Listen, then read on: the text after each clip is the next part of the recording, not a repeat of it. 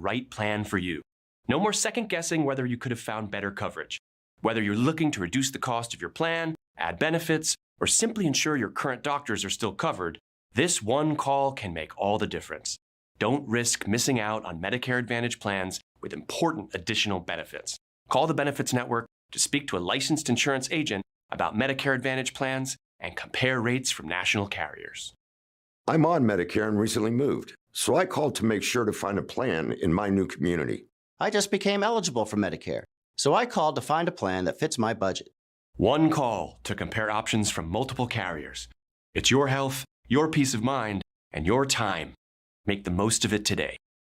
For a free, no-obligation consultation, call 800-549-9841. That's 800-549-9841.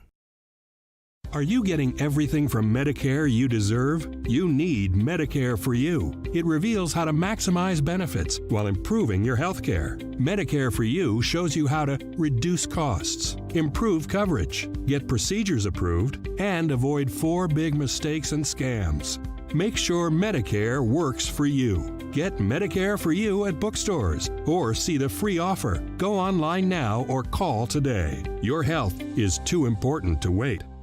Does the state of this economy have your head spinning?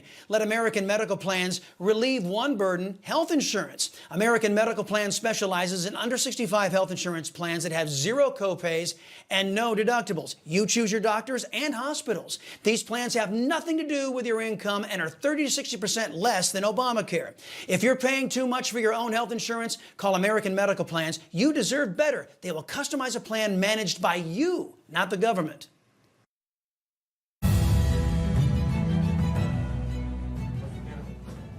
Any vacation plans this summer? Not as of yet. I know we have the July 4th holiday coming up this Friday. We'll be here, I believe. So, yeah, sadly, no. How about you, John? Definitely going to one of my favorite islands, St. Martin. Oh, that's beautiful. Very nice. Yeah. And I might try to sneak in another island, maybe Aruba. Well, definitely not North Korea. Definitely. That's crossed not cross that it off wasn't the even list. on the list. Yeah. Okay. After seeing those beaches, I don't know. I'm skeptical. If you were to go somewhere internationally, where would it be? Oh, well, Italy, of course. I think there's nothing that compares, although there's been a lot of drama with the Bezos wedding, as we've been talking about. And Rosie O'Donnell even is unhappy about it. I don't know. I was thinking about Thailand or... cool. The Dove has an unexpected expense. Our video switcher must be replaced. Will you prayerfully consider helping to replace this important equipment? Thank you for... It's tried and true. Well, the places we mentioned, you got to go with somebody.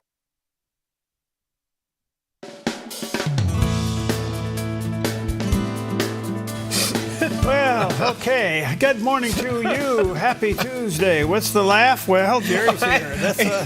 We got to come on silent as we come onto the show. Yeah. You can't say something that cracks me up. No. Good morning to you. Mornings on the Dove right here, where it's the jury building. Let's make fun of them out. Yeah, well, good. Here I am. The door's open. The door's open. Yeah. He actually can talk. You were in the dentist chair how long yesterday? Just a couple hours. Oh, just a couple hours. Oh, yeah. Did you pick your chin up and take it home? It's I gave me a little white cloth. I said, am I drooling? Yeah, a little bit, yeah. Yeah, I know that. You didn't step on your chin, did you? No. Anyway, good morning to you. Happy Tuesday.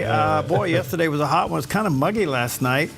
And we will eventually kind of dip down a little bit. But, man, I woke up this morning. It was still warm. It was really warm. Yeah, yes. So hang in there, folks. And we'll talk about that coming up. A lot in the news. The big, beautiful bill is banging its way through the Senate. Not quite there yet.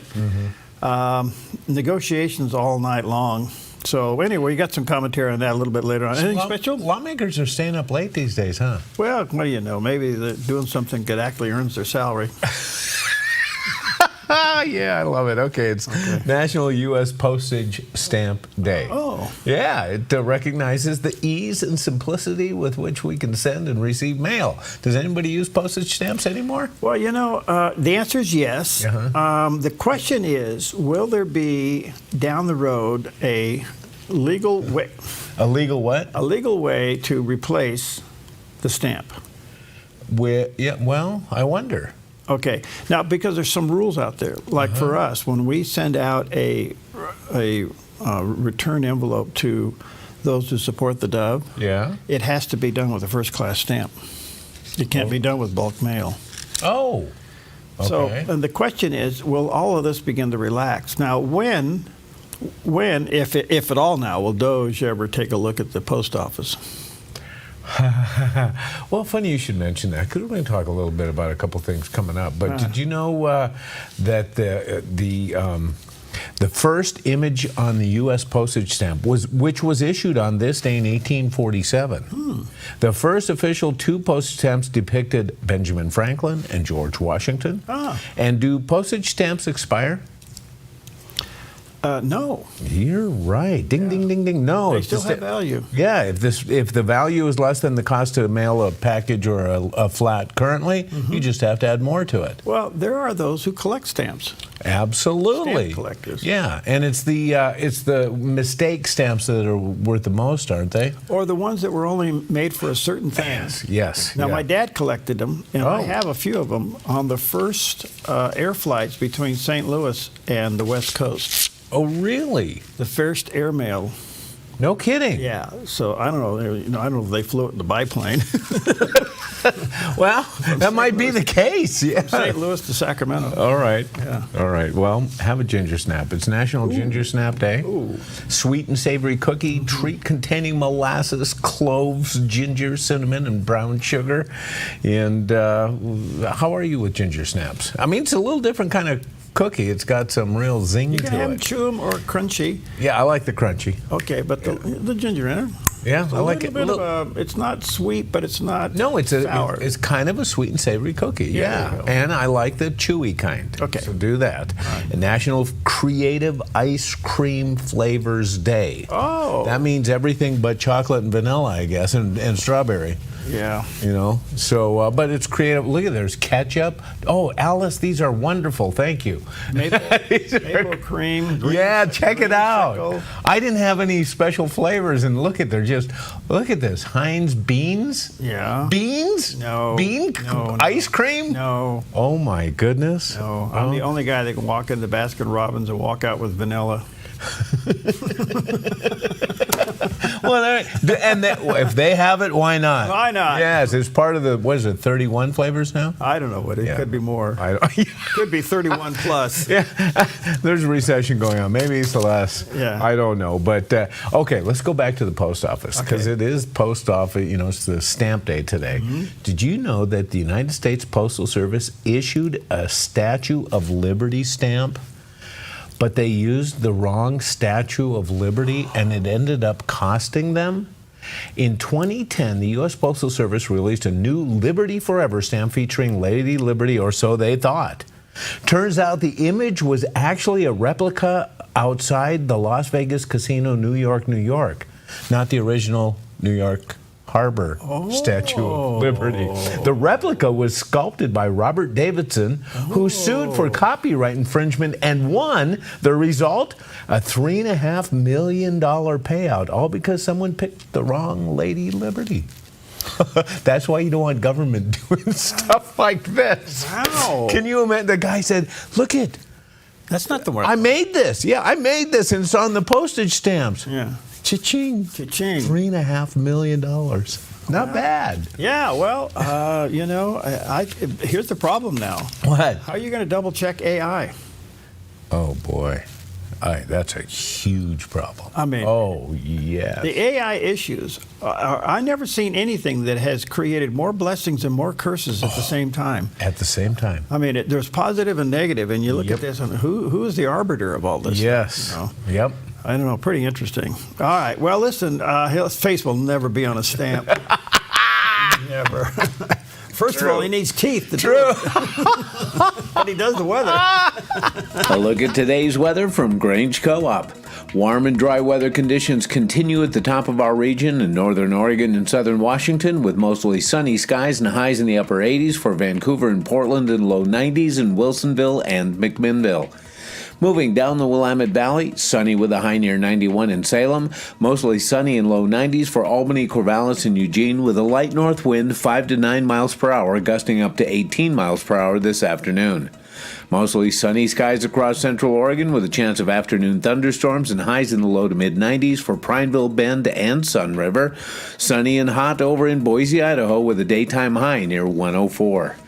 Along the Oregon coast, partly sunny in upper 60s in Coos Bay, mostly sunny and breezy with highs in the mid-60s for Port Orford, Brookings, and Crescent City, California, with a northwest wind gusting up to 29 miles per hour.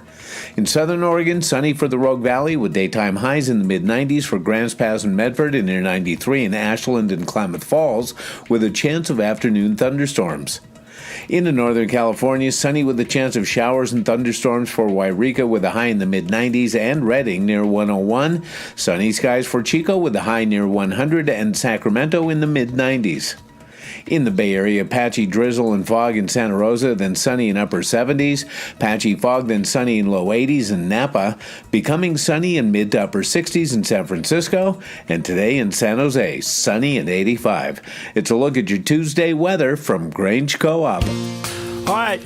Now, this picture here is old, but this was last night. Now, if you look carefully, you'll see some lightning strikes.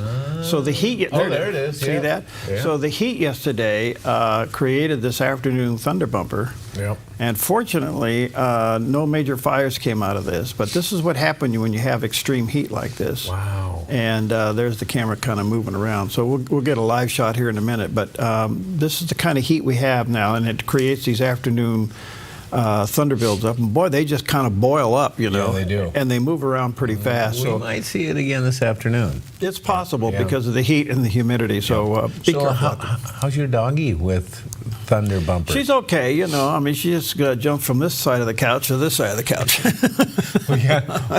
we got one that just can't figure it out. And anytime the thunder goes, he's outside. He's going, he's barking at, he's talking to it. He's like, what are you?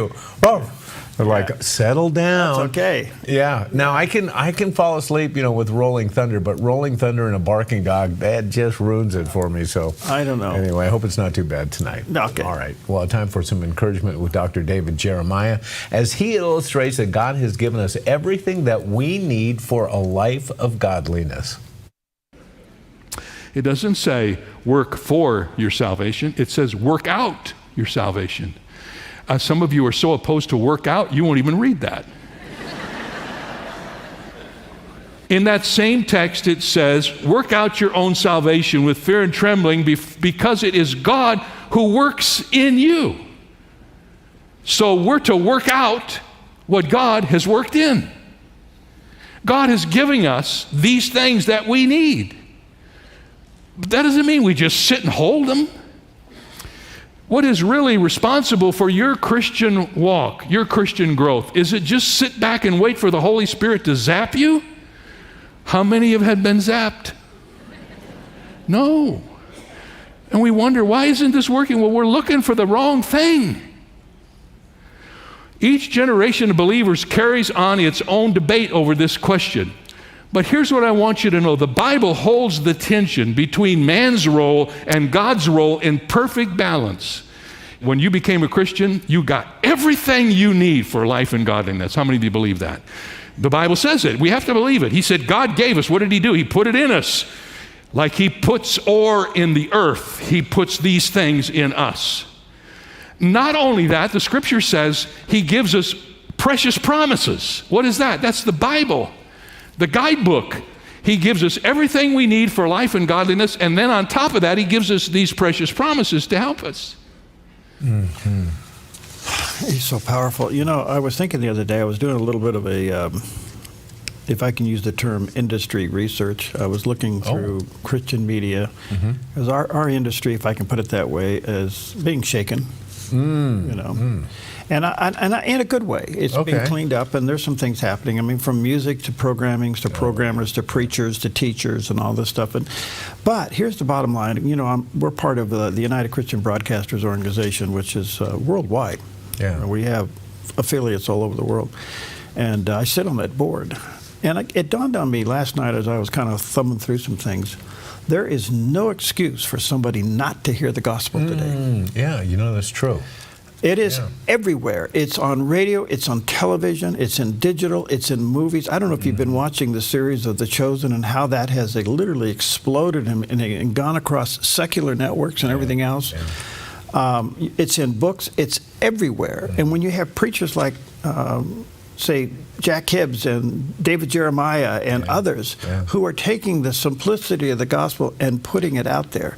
So what fills the gap is Christians living it out so that people can see Christianity in action. Does your life reflect that?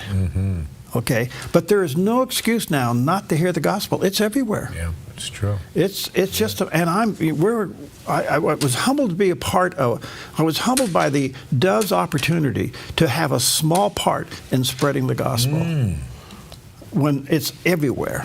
You know, so that's my 2 cents today. I like.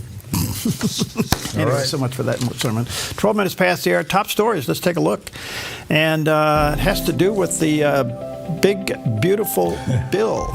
And will the big, beautiful bill get through? Well, it's in debate. And it's got some issues, and it's getting hammered. But I think here's the deal, if I could simplify this. The president came out and said, look, the bottom line is this. If you don't pass the bill, you're going to be responsible for a 68% tax increase.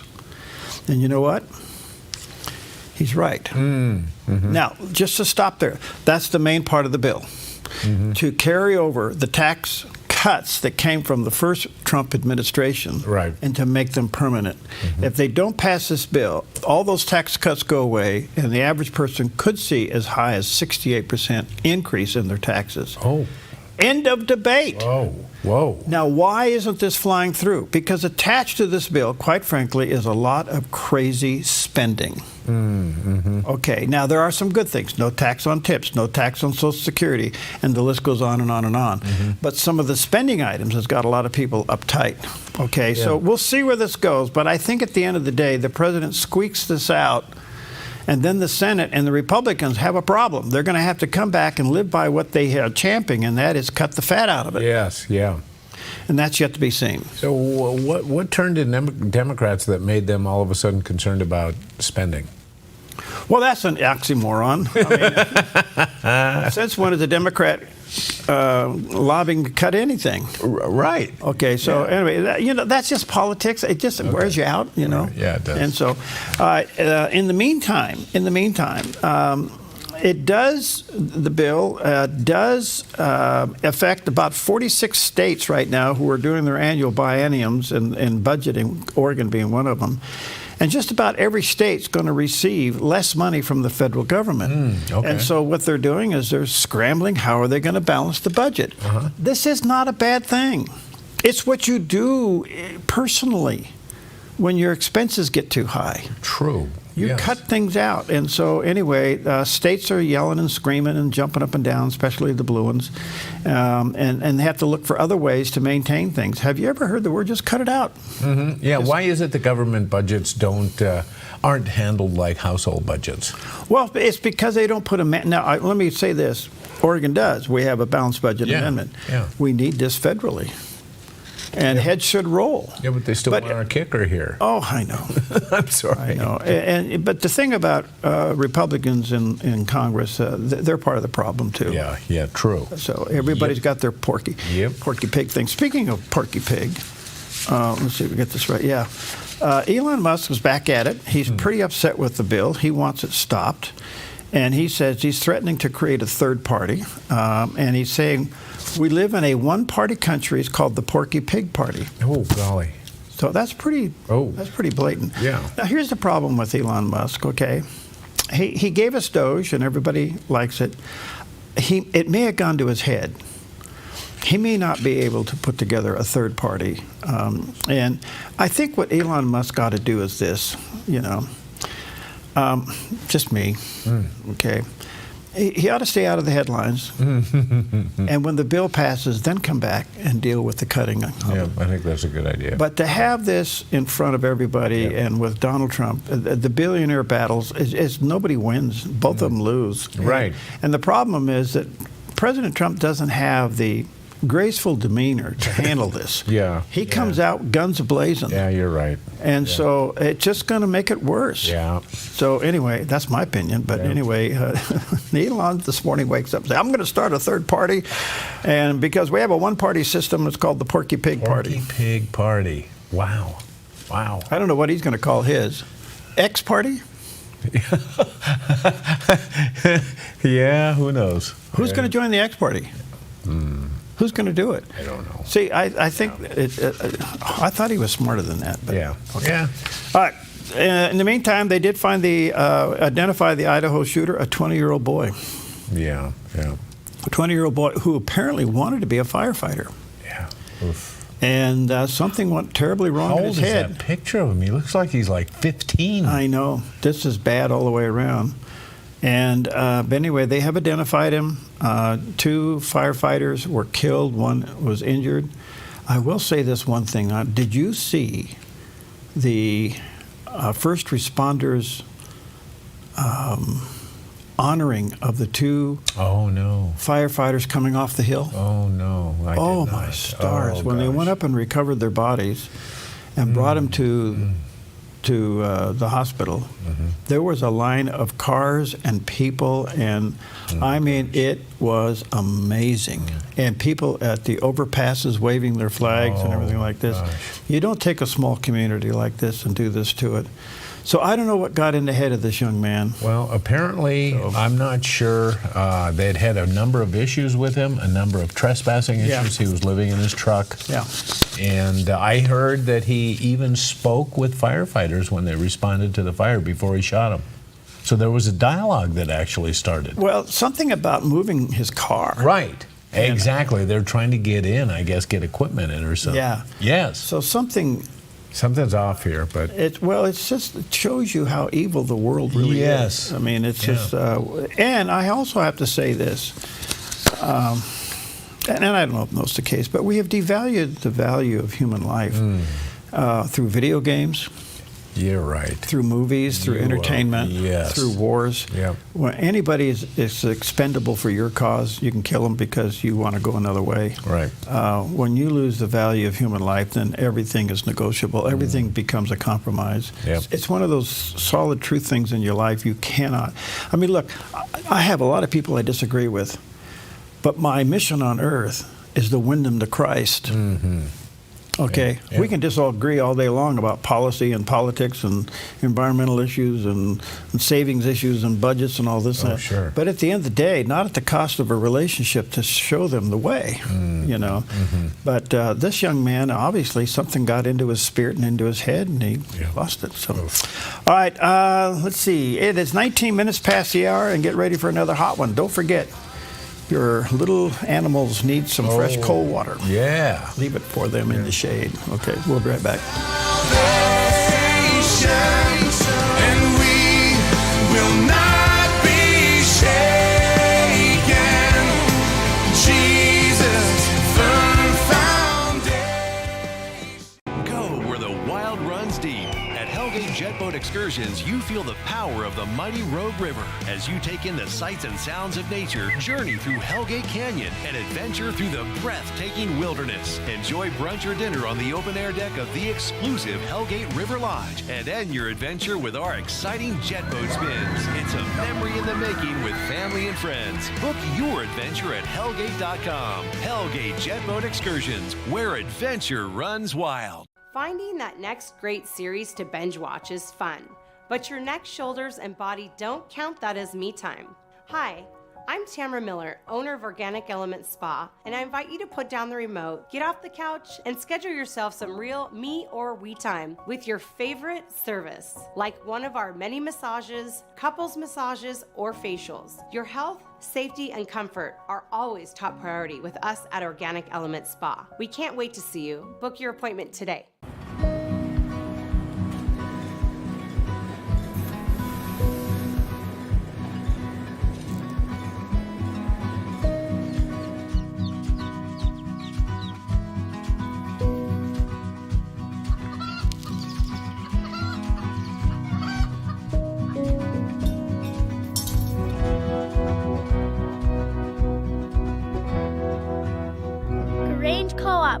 big ideas grow. Our goal at the Dove is to glorify God and help our audience connect more closely with Him. Something else we do here at the Dove is help connect our audience with reliable businesses and vice versa. Some call it advertising. Here at the Dove, we call it outreach. Connecting businesses with people they can help and our audience with reliable businesses for the help they need. If you'd like to reach out to our audience with your business or service, give us a call, 541-776-5368. Hi, welcome back. Happy Tuesday to you. The first day of July. Can you believe that? Yeah. You can't? No. Here we are, July 1st. Wow. And anyway, well, some backyard news. One is Nike, one of the premier companies of our state. Hopefully they stay here. But they got a little bit of a problem. It's called Donald Trump. And his tariffs, they did the math, and it's going to cost their company $1 billion in tariff adjustments. Okay. Okay. I don't know if this is good, bad, or indifferent. I don't know how the tariff, I would have to imagine this has to do with exporting or importing because you're right. Depending on where they're made. Well, a lot of their products come from Vietnam and China. Okay, so will this begin to adjust that? Yeah, I think so. Okay. But, you know, Nike's not the only shoe company in the world, but they have done very, very well in, A, marketing, B, sponsoring athletes. Yes. And they get their brand out there really, really well. Extremely well. They're just top-notch marketers, although, unfortunately, they've been dipping into social and DEI issues as well. Yeah. And it's really, you know... And why? First thing I think of is Colin Kaepernick, you know, the chief take a knee during the national anthem, and then he gets a multi-million-dollar contract from Nike. He's not even a player anymore. Yeah. So, you know, I just think they've, in some ways, lost their way. And the Ross stores, or the Ross flag shoe, remember that one? Yeah. Well, that was him, wasn't it?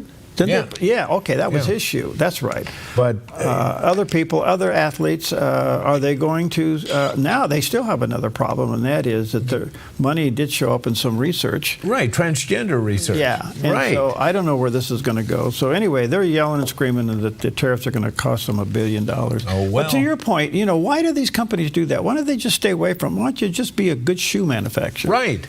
You know, yeah. But there are other ones. You know, New Balance. You got Adidas. They're very competitive. Absolutely. You can go out and get Hokas. Hokas. No, I shouldn't do this on a Nike thing, but man, there's nothing like a Hoka. I'm telling you, I had the. This your first pair? Yeah, I had a couple of the kids up. Pete was up at the house yesterday. They're picking stuff up, and I said, "Put this on. You're not going to believe this." He goes, "No, I can't put on Hokas." I said, "Put it on." He goes, "Wow, this is really soft. This is like being on a cloud." I go, "Yep, look out." It's the number one shoe recommended by podiatrists. There you go. See? Because they make them to do whatever your foot problem. I'm in recovery shoes. Yeah, but I'm never getting out of them. I don't know if your insurance will pay for them or not. Okay, they're a little spendy. Yeah, they are. Okay. All right, so the other thing is, here we are coming up on the 4th of July, and the 14 annual day legal fireworks purchasing period from June 23rd through July, the 4th of July weekend, actually through July 6th, is underway. However, quite a few cities throughout the Pacific Northwest are banning fireworks, and you need to find out in your area, okay? Be prepared with a bucket of water or a hose nearby. Be safe with children and pets, especially pets. Pets cannot handle these things. You got to be prepared for this. Here's the deal. The fireworks must remain on the ground and cannot travel more than 12 inches into the air without a permit. Okay, violators will be a Class B misdemeanor and fines up to $2,500. Okay. Well, you know, you would think that if the fireworks are restricted to ground level, we'd be okay. But unfortunately, do you know what the ground looks like most of the hills around here? It's horrible. Yes. I mean, this is, look, folks, I don't want to be, you know, a party pooper here, but I don't understand this because, especially, I mean, do you guys have the satellite image, Logan? Do you guys have not the satellite? Do you have the Roxanne image this morning? Do you have that? There it is. Look at the brown. Right. You are right. Can we have anything in the air that's got fire connected to it? Nothing. I don't care if it's in the ground, on the ground, or in the air. You can't do it. Okay. So anyway, be careful. Here we go. And but here's what you don't know. What? All the illegals that were bought out of state and brought into state. Right. Right. So, and if you want to see them, just take a look out across the valley. Well, it's Friday. On Friday night. Yeah. Yeah. And, you know, I have to say, be careful about your dog. We had one dog that couldn't find the bottom of the bed. Shit really scared her, you know. Really? And the other one, you know, kind of endured it. No, it's tough for animals. It can be really hard. So be careful. All right, let's take a look at the satellite image. Here's what's going on out there. Jerry says what?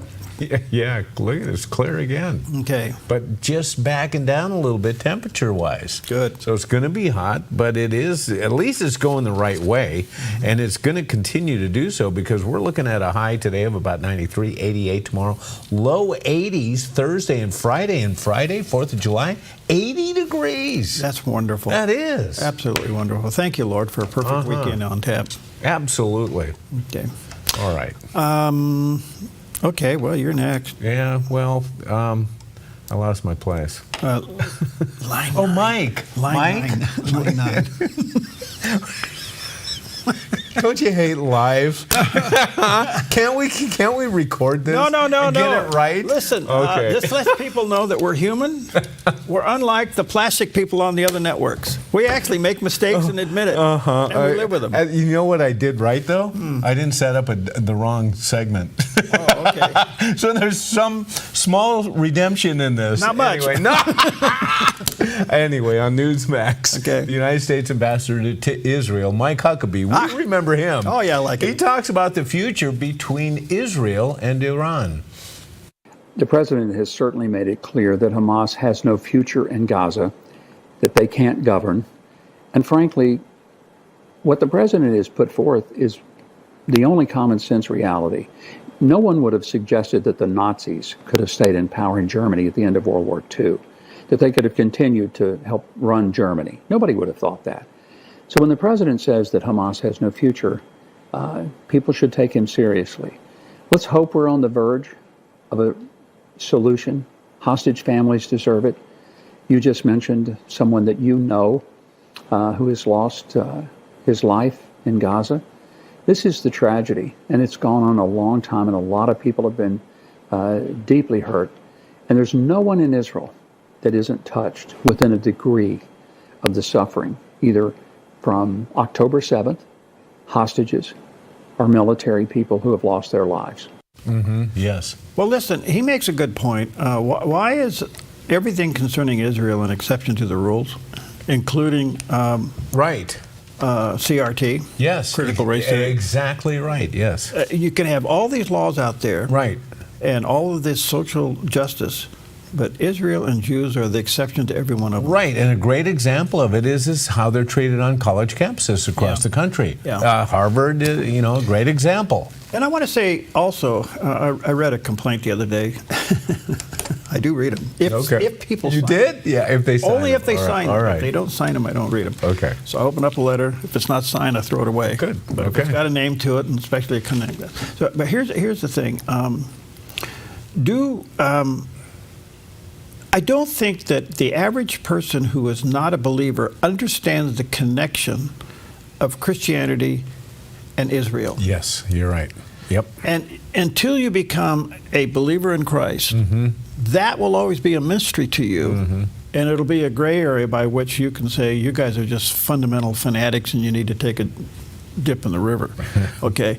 But until you become a born-again Christian, then you begin to understand through your roots and your history, especially through the whole message of Christ, the connection. We are grafted into that family tree. Right. Yes. And some people will take it too far and say we have replaced Jews and all that. That's nonsense. Right. But the deal is give a little space to those who don't understand the connection, the spiritual connection, the understanding, the root of the connection between the Christian faith and Israel.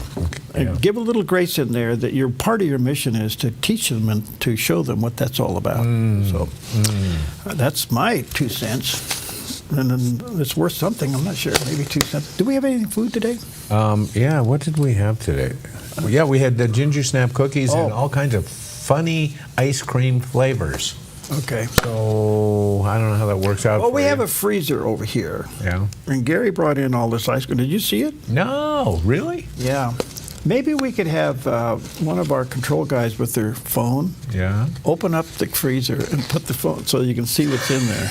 I want to see it. You guys want to do that? Are they? Okay. Maybe Palm can do that, you know. Oh, what kind of containers are they in? Oh, you'll see it. Okay. We'll have them open up the freezer and put the phone in there so you can see. Can't wait. We'll be right back. So yes, indeed. Yeah. When the kingdom come, oh, oh, oh, oh, with every act of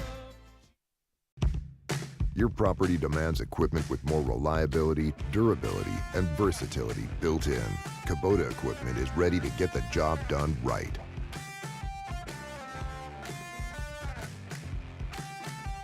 Welcome to Rise Direct Primary Care. Imagine a healthcare experience where you're known by name, cared for like family, and treated with compassion. How is that possible? With an affordable, flat monthly membership, you receive unlimited primary care and minor urgent care visits. No insurance needed. At Rise Direct Primary Care, we offer a friendly, affordable healthcare experience where you get a whole hour with your provider. Located in Central Medford and accessible by phone or text, we can typically get you in the same or next day. We prescribe urgent care medications directly from our office, saving you a trip and wait time at the pharmacy when you'd rather be at home getting better. Personalized medical care with a human touch. Rise Direct Primary Care is all about healing the sick with compassion and keeping the healthy healthy. Rise Direct Primary Care. We're here for you. Visit risehealthdpc.com or call or text us 541-827-8603. 541-827-8603.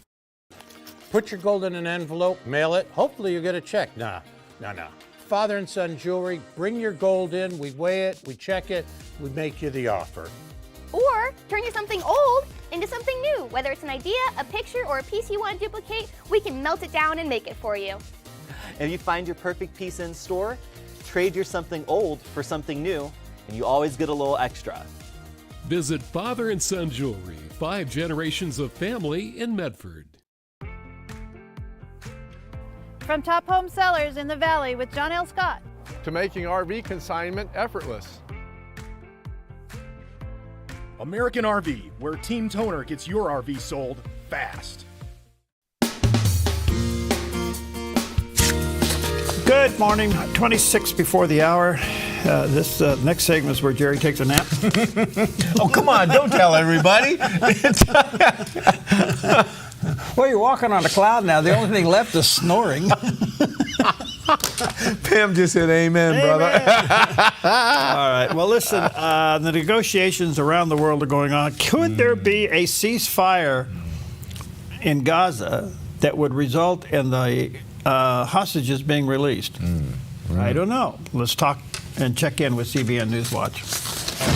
This is CBN Newswatch. And thank you so much for joining us. I'm Ephraim Graham. Today is Tuesday, July 1st. We want to begin this half hour in the Middle East, where President Donald Trump is pushing for a ceasefire in Gaza. And talks between Israel and Syria are reportedly making progress toward an end to hostilities. This all comes just 1 week before Israel's Prime Minister Benjamin Netanyahu heads to Washington. CBN Middle East correspondent Julie Stahl has the story. She reports from Jerusalem. Iran and Gaza will reportedly be the main topics of discussion when Israeli Prime Minister Benjamin Netanyahu will meet with President Trump at the White House next Monday for the third time this year. Trump wants to finish the war in Gaza, preferably within days, but Netanyahu is sticking to his requirements on how the war must end: Hamas freeing all the hostages, laying down its weapons, and giving up power in Gaza. So far, Hamas seems unwilling to agree to any of that. They continue to refuse to lay down their arms or to free the remaining hostages, including the remains of 2 Americans. Even some Europeans admit Hamas has to go for there to be a real peace in Gaza. Let me be clear, Hamas must not be part of Gaza's future. Also in Gaza, the IDF is admitting it has killed civilians trying to get food at the aid sites run by the American-backed Gaza Humanitarian Foundation.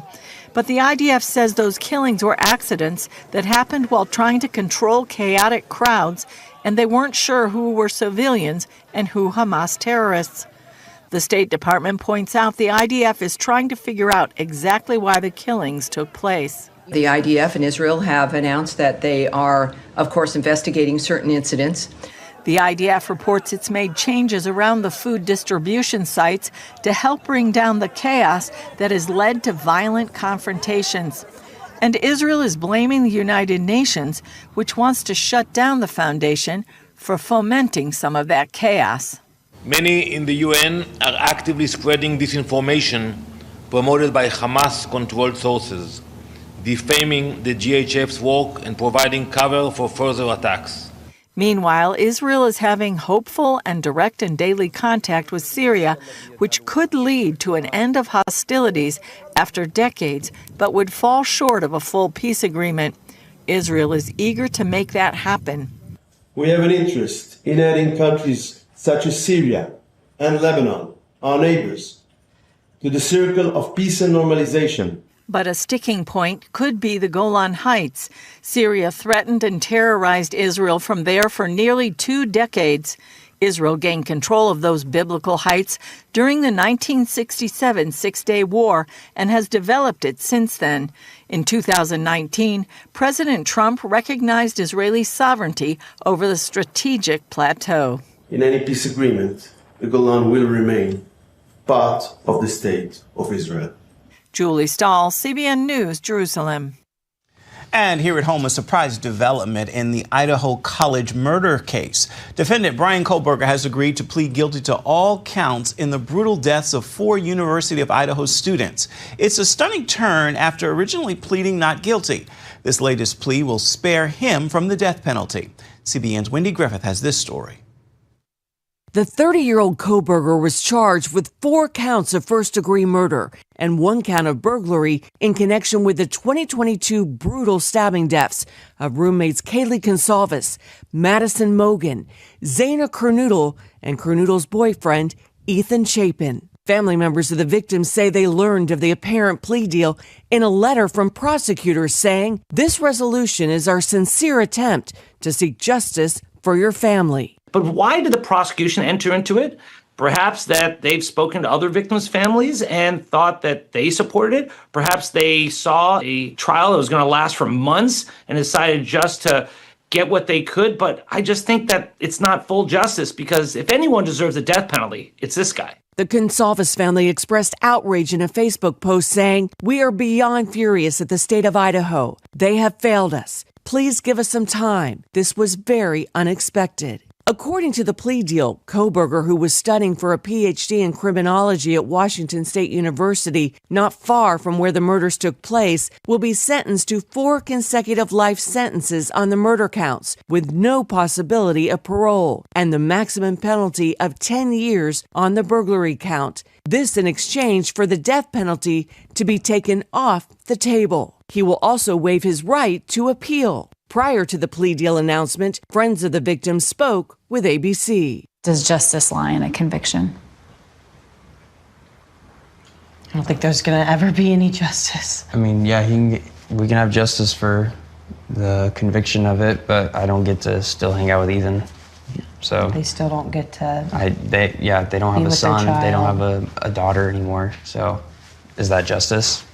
Probably not. A motive in the murders is still not known, but some say Kohlberger should be required to tell why he took these 4 innocent lives. A change of plea hearing is scheduled on Wednesday. Prosecutors anticipate Kohlberger will be sentenced in late July. The plea comes just weeks before Kohlberger's trial was set to begin. Wendy Griffith, CBN News. Yeah, that's the one. The other Idaho issue yesterday was a real shock, and the families are devastated. Yeah, they are. I don't know how you overturn this or how you negotiate a plea bargain. I don't know where it goes, but the family feels like on top of injury they got this. And the loss of their children, and then this guy does this plea deal, and he's going to live. Look, the whole death penalty, don't get me wrong, it's very controversial, but the point being is it looks like this was a fast deal to have this case go away, and these families are just left hanging. Exactly. It's really, really sad. All right, let's check out the weather with Mr. Ginger Snap himself. A look at today's weather from Grange Co-op. Warm and dry weather conditions continue at the top of our region in northern Oregon and southern Washington, with mostly sunny skies and highs in the upper 80s for Vancouver and Portland, and low 90s in Wilsonville and McMinnville. Moving down the Willamette Valley, sunny with a high near 91 in Salem, mostly sunny and low 90s for Albany, Corvallis, and Eugene, with a light north wind 5 to 9 miles per hour, gusting up to 18 miles per hour this afternoon. Mostly sunny skies across central Oregon with a chance of afternoon thunderstorms and highs in the low to mid 90s for Prineville, Bend, and Sun River. Sunny and hot over in Boise, Idaho, with a daytime high near 104. Along the Oregon coast, partly sunny in upper 60s in Coos Bay, mostly sunny and breezy with highs in the mid-60s for Port Orford, Brookings, and Crescent City, California, with a northwest wind gusting up to 29 miles per hour. In southern Oregon, sunny for the Rogue Valley with daytime highs in the mid-90s for Grants Pass and Medford, and near 93 in Ashland and Klamath Falls, with a chance of afternoon thunderstorms. Into northern California, sunny with a chance of showers and thunderstorms for Wairika with a high in the mid-90s, and Redding near 101. Sunny skies for Chico with a high near 100, and Sacramento in the mid-90s. In the Bay Area, patchy drizzle and fog in Santa Rosa, then sunny in upper 70s. Patchy fog, then sunny in low 80s in Napa. Becoming sunny in mid to upper 60s in San Francisco. And today in San Jose, sunny at 85. It's a look at your Tuesday weather from Grange Co-op. All right, good morning to you. Well, listen, today is make your own ice cream flavor day? Well, it's like crazy ice cream flavors, yes. Okay, yeah, well, right. We have been blessed with ice cream. Okay. And so I think we have a live shot this morning. Okay, there's our refrigerator. Okay. Oh, whoa! Look at this. Oh, I had no idea. Okay, so I can't read all those labels. There's icy French vanilla, Okay. icy chocolate, mint sherbet. chocolate chip, rainbow sherbet. Okay. There's chocolate chip. Tillamook something there. Yeah. That looks chocolatey, though. French vanilla. Yeah. Okay, There's vanilla bean. Oh, wow. So I tell you what you folks do. This is the refrigerator. That's the freezer. They put that together pretty good. All right, so here's what you do. If you're in the area, okay, come by and Renee and Melinda will serve you. They'll scoop you up. Yeah. All right. It's first come, first serve, okay? Yes. There's no way we can eat all that ice cream. Please help us. Yeah. But the bottom line is, we're going to try. Try again. Okay, well, sometimes a new product is released that changes everything, and one of those products went on sale on this day in history. On July 1st, 1979, Sony released a device that would change how we experience music forever, the Sony Walkman. Before that, the only real option for portable music? The transistor radio. Cheap, reliable, but nowhere near the sound quality of your home stereo. Sony co-founder Masaru Ibuka, a music-loving frequent flyer, was tired of lugging around a bulky tape recorder. So he asked his team to build something smaller, just for listening. Using parts from Sony's existing products, an engineer created a lightweight, playback-only device, perfect for Ibuka's next flight. Even with big headphones and short-lived batteries, Ibuka was sold. Skeptics asked, "Will anyone buy a cassette player that doesn't record?" Ibuka replied, "Don't you think people would want to listen to music while walking?" He was right. After a slow start, a bold street marketing campaign got Tokyo listeners hooked, and by the end of August, Walkmans were flying off the shelves. The Walkman wasn't just a gadget, it sparked a portable music revolution. How about that? And, Then what was the next one after that? The next one, the Walkman? What was it called? The little box thing that you could put music in, the little digital thing. Well, it's like a little MP3 player. Yeah. Yeah. And that's actually, all that started because of the Walkman. Yeah. Imagine saying, let's build a tape recorder that you can't record on. Yeah. It's just playback. Playback. You know what it really affected a lot? Ski slopes. People all of a sudden were skiing with music. Well, there you go. And crashing in Run the into trees. each other. Stop that. Okay. Hey, 6 years ago today, this is a little bit of trivia back, not actually history. Chris Wallace, remember him? Oh, yeah. He was with Fox News. He went over to the other guys and ended up retiring out. Anyway, 6 years ago, he interviewed Rush Limbaugh. And Rush Limbaugh was talking about then President Trump's attempt to control immigration at the border. And here's what Rush had to say. We have an emergency. This is an invasion. The very existence and definition of American culture, American society, the rule of law. Why does nobody talk about the fact that millions and millions and millions of people are breaking the law coming here illegally, and that the Democrat Party wants that to happen? We can't have the breakdown of rule of law and law and order this way. That alone would suggest that this has gone on way too long and needs to stop it. The argument about where drugs come into the country, can anybody deny that they're coming in and it needs to be stopped and it's destroying future generations of the country? We're so caught up in the game of how Washington debates issues. Is this a fact? Is that not a fact? It is undeniable that we have a major immigration problem and a political party that needs a permanent underclass of voters that wants that parade of illegal people who are uneducated, don't even speak the language. They want them here. I look at it at right and wrong. And what Obama was doing was furthering this existing problem he was politicizing this, using whatever executive powers he wanted to use. Yes, I objected to that, but primarily because of what he was doing with these executive powers. He was taking action that I deemed to be harmful to the country. I look at what Trump is doing as something he has to do because he's not getting any cooperation whatsoever. Both parties, Chris, let's be honest here, both parties have people that are still trying to get rid of Donald Trump. I read this bill, this spending bill. This bill is outrageous. The thing's welcoming centers for newly arriving illegal aliens and all kinds of medical care for. The purpose of this bill, I think, was to eventually be used by the Democrats and some Republicans to tell the American people, see, electing Trump was pointless, worthless. He can't protect you. He can't stop us. He can't do what he said he was going to do because we hate him so much, we're not going to allow him to do it. That's what this bill is. So to me, all of this boils down to where the heck are we going as a country and what kind of country are we going to have?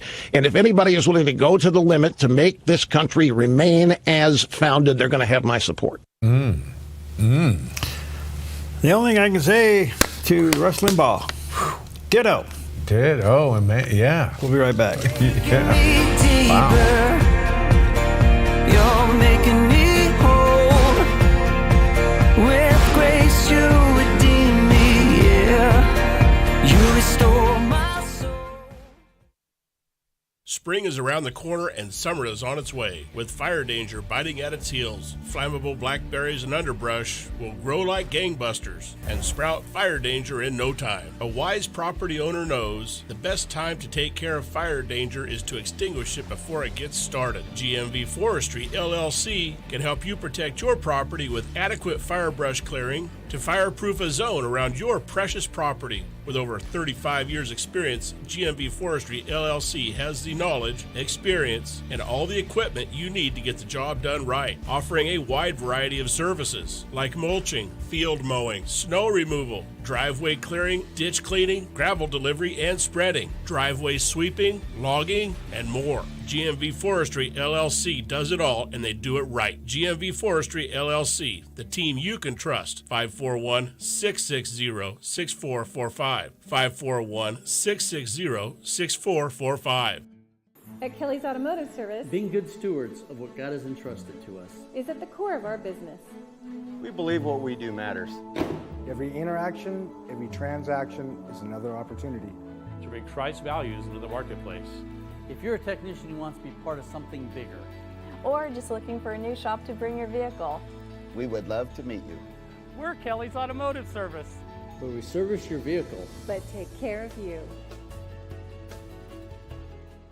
Tackling the tough issues facing America and our nation's freedom. That's Sekolo on the Dove TV, a bold half hour taking you inside the battle of constitutional and political freedom.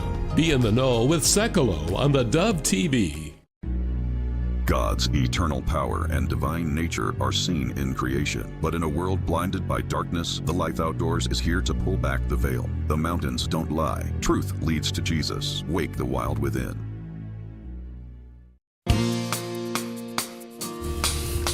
Welcome back. Welcome back. The morning's on the Dove. Well, you recently had Shaheen Gabadi on Focus Today. And in light of all that's happened, you asked him about his assessment on Iran. Let's listen in.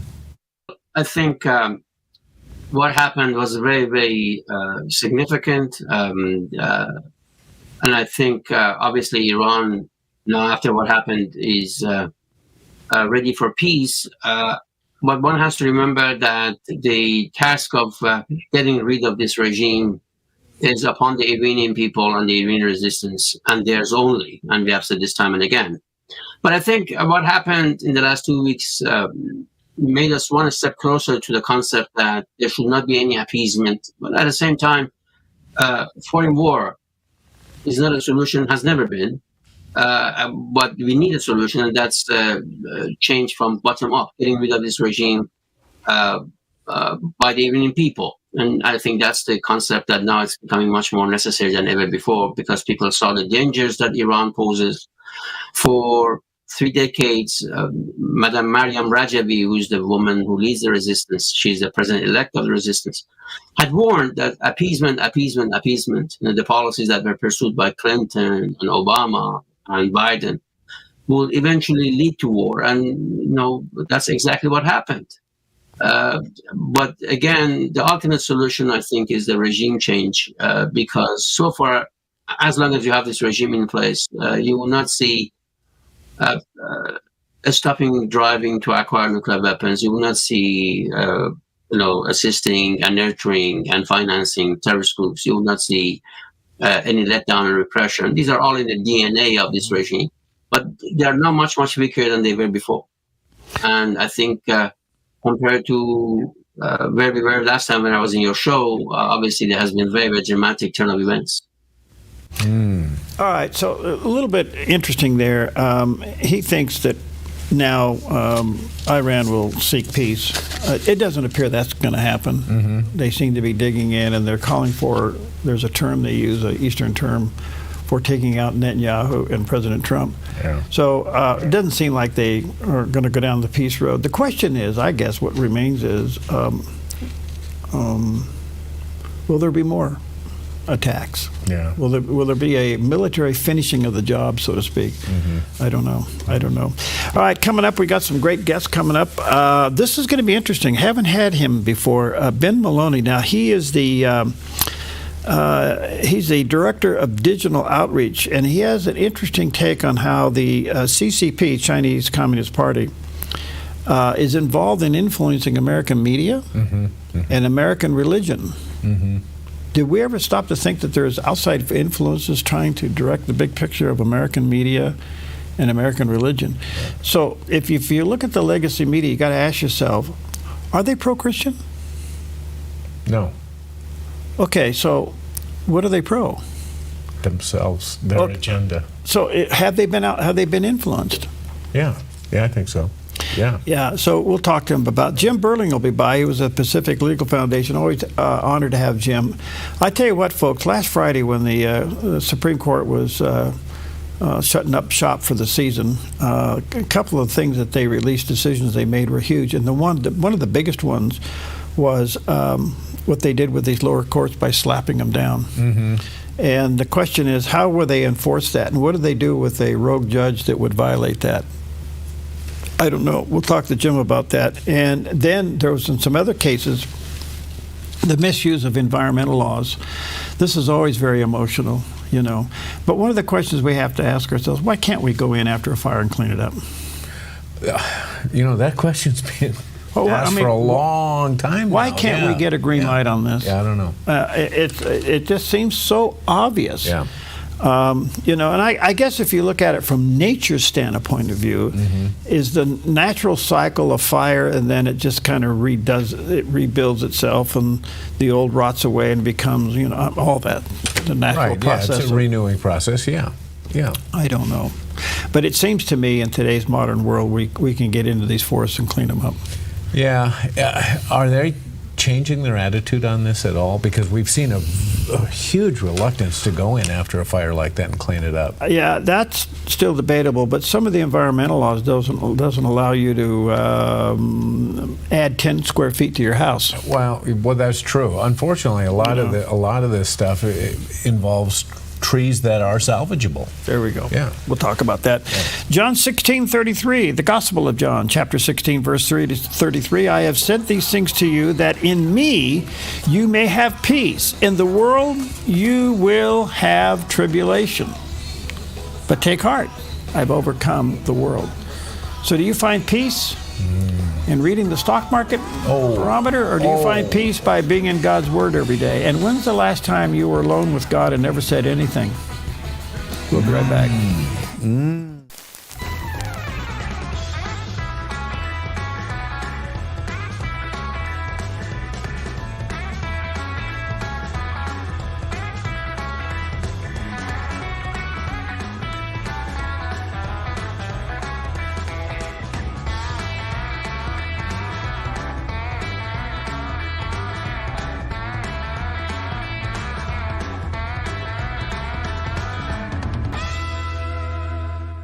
Will you prayerfully consider helping the Dove with, quite frankly, an unexpected expense?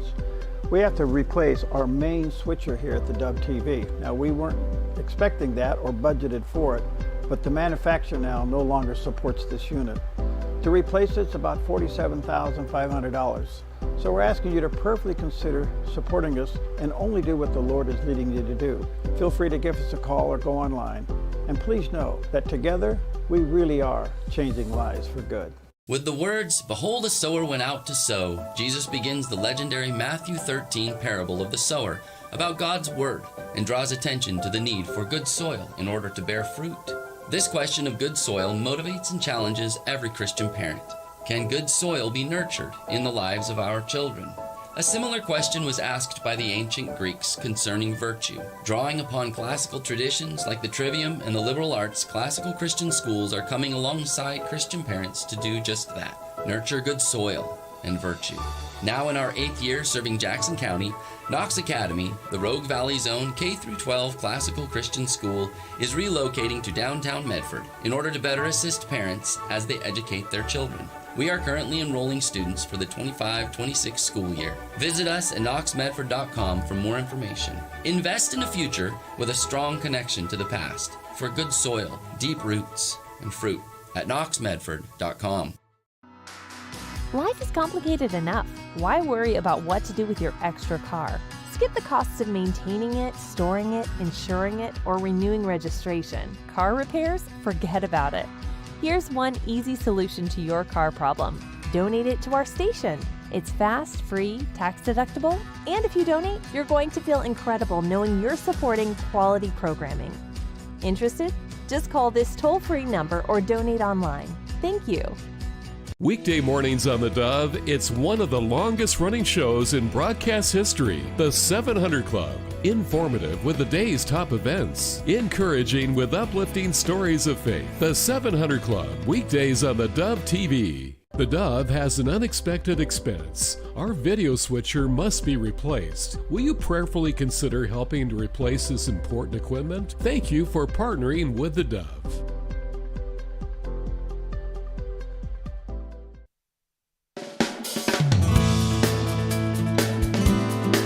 Good morning, good morning, good morning. Happy Tuesday. Happy July 1st. Yeah. Here we are, Whoa. July 1st. Wow. Welcome to Mornings on the Dove. Here to advance the Jerry Bilden lookalike contest. Yeah, and good luck with that.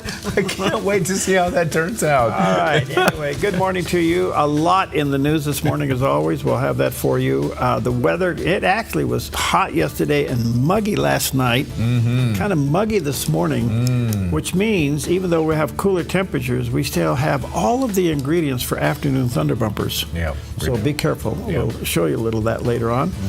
A lot going on. We'll get you caught up here in just a moment. What's up, man? Well, big day in the post office today. It is National U.S. Postage Stamp Day, commemorating the first postage stamp went on sale July 1st, 1847. First two postage stamps depicted Benjamin Franklin and George Washington.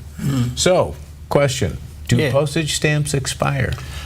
Well, the answer is no. Yeah, you're right. In fact, if a 1-cent stamp could have millions of dollars of value. But it's still only 1 cent. On a letter. On a letter. Right. So how much is a current stamp? Does anybody know? I have no idea. Wait a minute. I should know that, and I don't. Hey, Siri, what's the cost of a first-class postage stamp today? Postage stamp prices can vary based on several factors. Stop it. The type of stamp. I don't want to know the factors. I just want to know how much is a postage stamp today to deliver a letter. It's around 70 cents. Is it? Yeah, and I can't remember if it's below or above, but think about that. Okay, what? 70 cents to mail a letter. Yeah. How much is an email? Huh? How much is an email? Just your connection fee. Just do it, yeah. So when are we going to adjust to this? When is the post office going to become obsolete? Now, don't get me wrong, delivery of some form, but we do have it. It's called FedEx and... Yes, and in spite of that, though, Perry, it's amazing the U.S. Postal Service is increasing their volume of packages. Okay. They're delivering more and more packages every year, in spite of FedEx, UPS. Okay, so you got UPS, you got FedEx, and then you got Amazon out there with... Right. So it seems to me that there's another way to communicate here. Yeah, but you know what? Amazon doesn't come out to my neck of the woods. It goes to the post office. Really? Yes. Well, don't you have connections? I got nothing, man. Are you kidding me? So you got to bicycle down to the little hole in the wall and get your package from Amazon? No, the postal carrier gets it. Well, that's why I say, don't you have connections?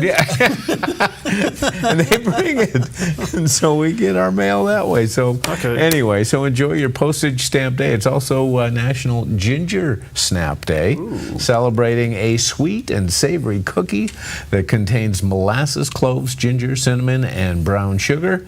Combination of sweet and spicy, and it has long been enjoyed for generations. And so this goes back to Germany. It was the Ginger Schnappen. Yeah. So enjoy that. And if you're not really so prone for a ginger snap, have some ice cream, because it is National Creative Ice Cream Flavors Day. We got that down. Yes, and that means, look at this. That's mac and cheese ice cream. There's tomato ketchup ice cream. There's Kikkoman sauce ice cream. What? You're messing with my head here. Look at that. Yeah. There's something green. It looks like green, I don't know. There's Heinz Beans ice cream. Heinz Beans. So whatever floats your boat on that looks like licorice. Okay, so we have a shot on this. We'll bring it to you after the weather. Okay. All right. It's pretty good there. All right, well, let's go back. I got a little bit of a fact here for you. Back to it's National Postage Stamp Day, so let's look at things postal. Did you know that the United States Postal Service issued a Statue of Liberty stamp, but they used the wrong Statue of Liberty, and they got sued, and it ended up costing them? No kidding. 2010, the U.S. Postal Service released a new Liberty Forever stamp featuring Lady Liberty, or so they thought.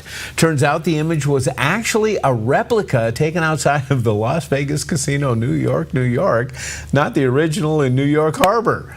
That replica was sculpted by Robert Davidson, who sued for copyright infringement and won. The result, a $3.5 million payout, all because someone picked the wrong Lady Liberty. It just kind of shows you government management doesn't always work real well, does it? No. Ew. Oh, no. Not bad if you're the sculptor, though, huh? No, actually pretty good. $3.5 million. Not bad. I don't know how much he got paid from New York to make that one, but his feet just went up. Well, I'll tell you what, his face will never be on his stamp, but maybe his right foot would be. And he does the weather here. A look at today's weather from Grange Co-op. Warm and dry weather conditions continue at the top of our region in northern Oregon and southern Washington, with mostly sunny skies and highs in the upper 80s for Vancouver and Portland, and low 90s in Wilsonville and McMinnville. Moving down the Willamette Valley, sunny with a high near 91 in Salem, mostly sunny and low 90s for Albany, Corvallis, and Eugene with a light north wind 5 to 9 miles per hour, gusting up to 18 miles per hour this afternoon.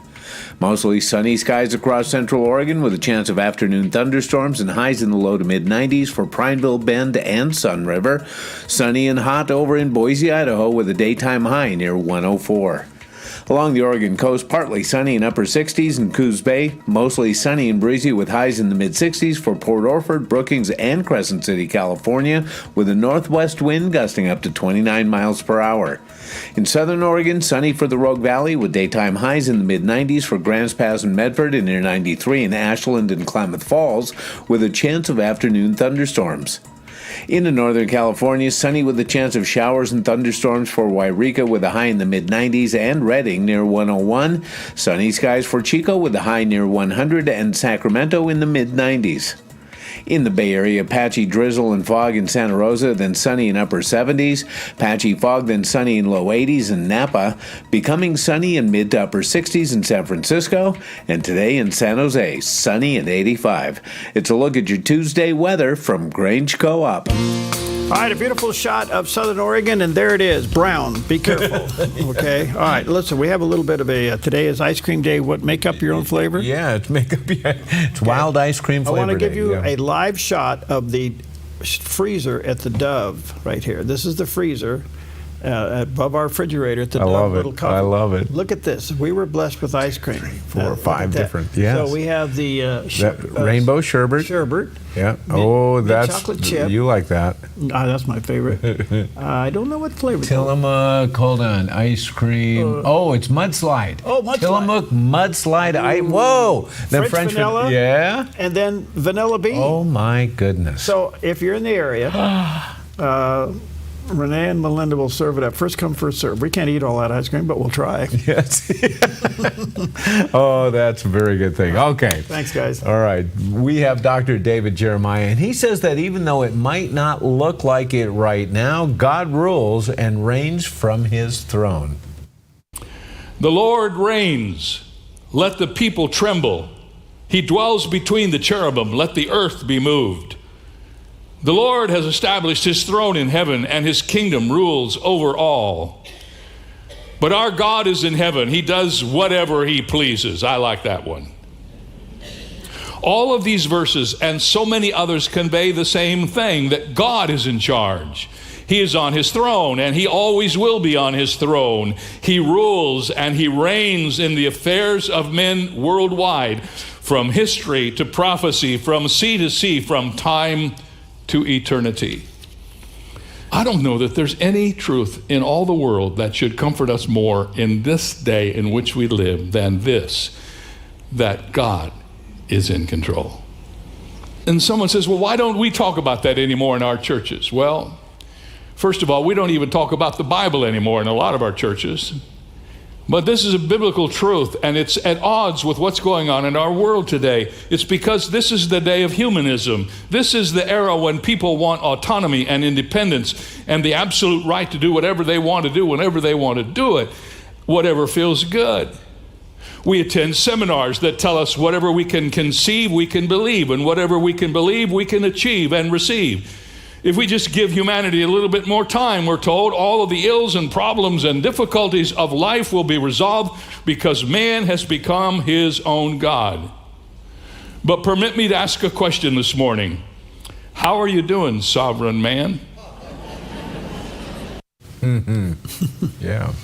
That's why I asked the questions. When's the last time you've been alone with God and said nothing? Yeah, that's a good question. Yeah.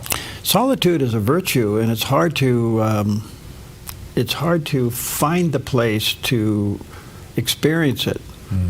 But have you ever been alone with God and said nothing? And I think the first thing you'll experience is how scattered your brain is. It just goes in a million directions, and you can't even concentrate on them. Right. Yeah. And so there's a point in your life where you have to break away and say, all right, I'm not on the throne. He is, because what's on my mind is all the stuff that's on my mind, and it's eclipsing me from even considering him being on the throne.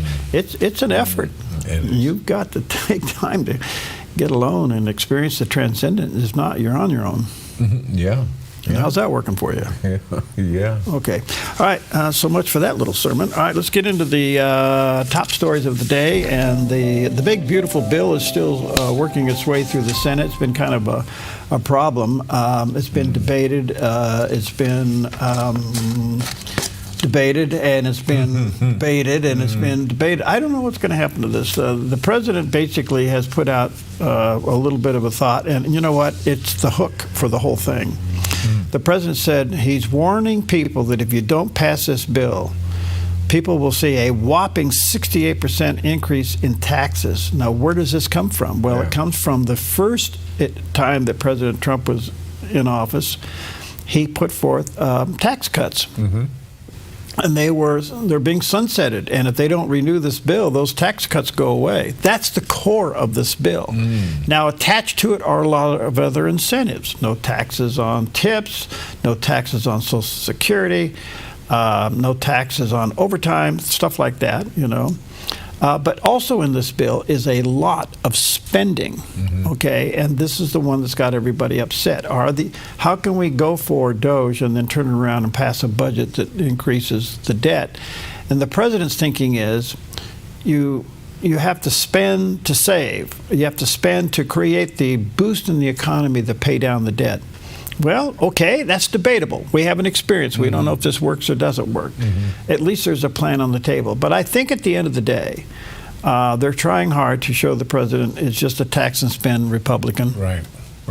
And, okay, we'll see where this goes. But I think all Republicans are going to have to face the fact that do they really want to be responsible for bringing a 68% tax increase back to the American people? Now, like most bills, it's full of all kinds of pork and fat. Yeah, okay, exactly. And it continues because that's what's going on in the Senate. Right? A lot of things are being added. So we'll see. In the meantime, the House, put together its $9.2 billion cut bill. I think what will happen, just me, I think he'll get it through barely, probably down around party lines, probably a 51-49 vote somewhere in there.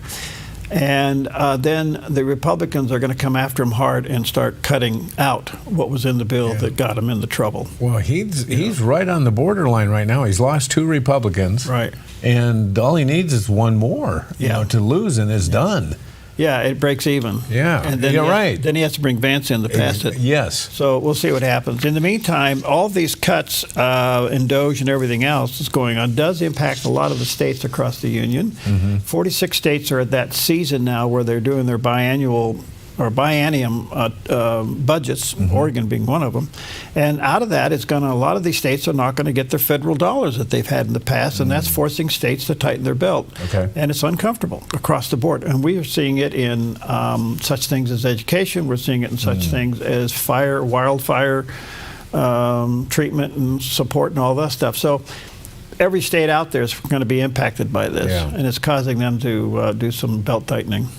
But that's what you do. Well, we're seeing some universities have to do belt tightening as well, including some of the prestigious universities like Harvard. Yeah, I will say this: it defunds Planned Parenthood. Oh yeah, right. For a year, and the only thing I can say is why that would be a motivator. So there's some things in there that are high motivators. Yes. But we'll see where this goes. Yeah. It's the fact that it was called the Big Beautiful Bill. We'll just call it the Big Bill. Leave the word beautiful out of it. Yeah. Okay. All right. In the meantime, Elon is not happy. No. Elon says, so much for this. He entered back into the fray last night, and he said, well, we live in a one-party country, the Porky Pig Party. And he is threatening to start a third party to cut more out of the fat out of the federal government. Okay. I think this is a bad move for him. What I would think, I think the problem is when you've been exposed to the exposure that he's had all the way to the White House and the Oval Office, he's probably having a little bit of a residual fallback that I'm not in the limelight right now. I was going to say, do you think he misses it? He got a little remorse going on. Yeah, I think so. So he's missing all of that. Yeah. So I think what he needs to do is say, look, you do really want to fight Trump? Do you really want to go after the president? Oh, man. Why don't you wait till this bill comes through and then pound on it, But anyway, obviously there's a riff, and it's gotten deeper. Yeah, apparently so, yeah. Will anybody join Party X? It's a good question. I don't know. Yeah. Well, you give them all a rocket ride? They join or what? Well, that's Jeff Bezos. Yeah. Okay.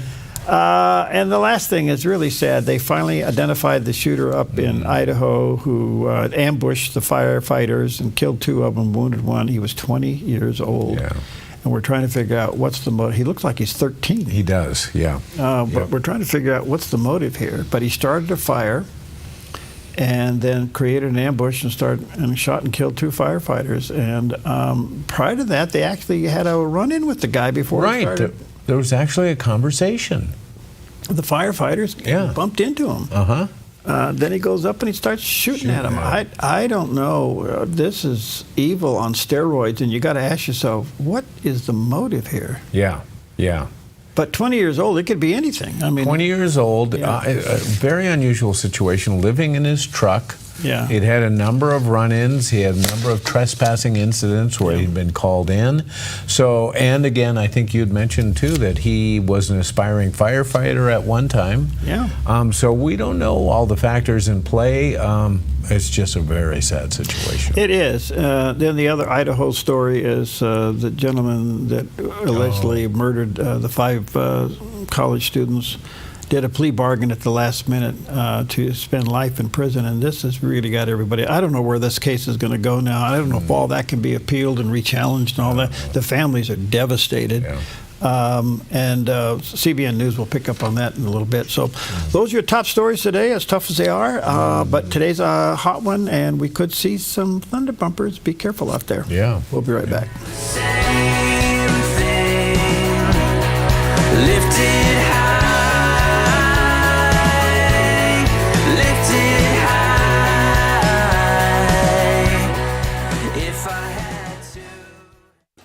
Put your gold in an envelope, mail it. Hopefully you get a check. No. Father and son jewelry, bring your gold in, we weigh it, we check it, we make you the offer. Or turn your something old into something new. Whether it's an idea, a picture, or a piece you want to duplicate, we can melt it down and make it for you. If you find your perfect piece in store, trade your something old for something new, and you always get a little extra. Visit Father and Son Jewelry, 5 generations of family in Medford.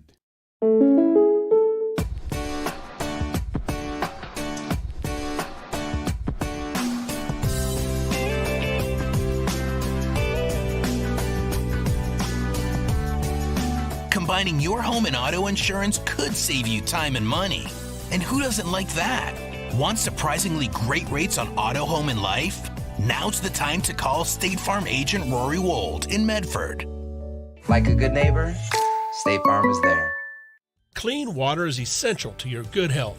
Ultra Pure Purified Water has been delivering purified, healthy drinking water to the Rogue Valley since 1995. Locally owned and family run, Ultra Pure Purified Water uses a multi-stage process ensuring your delivery of water is 99.8% pure, so your family stays hydrated and healthy. Online at ultrapurewaterinc.com or call 541-734-0828. 541-734-0828.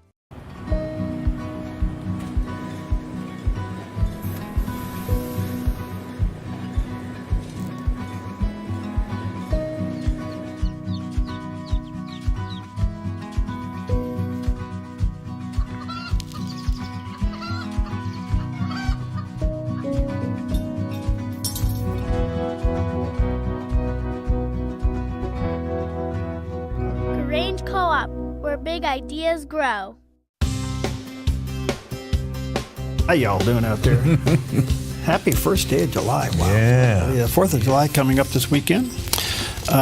So a couple things in mind. The president and his bill, the big beautiful bill. I think we got to take the word beautiful out, just put big bill in there. Big bill, yeah. In the meantime, he's been a kind of a tariff hawk one way or the other. He uses them as a bargaining chip and gets everybody uptight, and then he imposes them, then he repeals them, and then he puts them back on. It's the art of the deal. So on and on. Yeah. Bottom line is, Nike's a little upset because Nike has decided that, but they haven't decided, they did the math, and the current tariffs as they sit will cost Nike, which is one of Oregon's top countries, $1 billion. So I would imagine that's an import and export. I mean, it's kind of gets them going and coming. Yeah. And so, anyway, $1 billion. I don't know if that will up your favorite shoe or not, but we'll see. No, I decided against Nike a few years ago. They're too active socially. It was on a social agenda, DEI, taking a knee against the national anthem, supporting Colin Kaepernick, giving him a multi-million-dollar deal, supporting DEI, and now that we still are in the dark about their amount of funding into transgender issues. You know, they never responded to that. No, they've gone dark on that. So is silence an admission? I don't know. It seems to be in this case, doesn't it? It doesn't, because if they didn't, they just come out and prove it. They didn't. Yeah, and they've been a fantastic company, an Oregon company, you know, with a great history. It's just sad when, you know, they decide that social issues are part of their agenda as far as, you know, I don't know why companies do that. Yeah, they got caught up. Yeah. Anyway, the other story is, as you know, this weekend is the 4th of July and the annual 14-day legal fireworks purchasing period. It starts on June 23rd. And then ahead of the 4th of July holiday, I think the last day is until July 6th after the holiday. But here's the problem. Right. The Oregon the law says a legal fireworks must remain on the ground and cannot travel more than 12 inches into the air without a permit, or it could result in a Class B misdemeanor and fines up to $2,500. Now, a lot of counties are absolutely banning them. So I would say wherever you're listening or wherever you're watching, you need to check out the rules and regulations in your backyard. Always be prepared. Have a bucket of water or a hose clear by. Keep children and pets at a safe distance. I mean, some obvious things.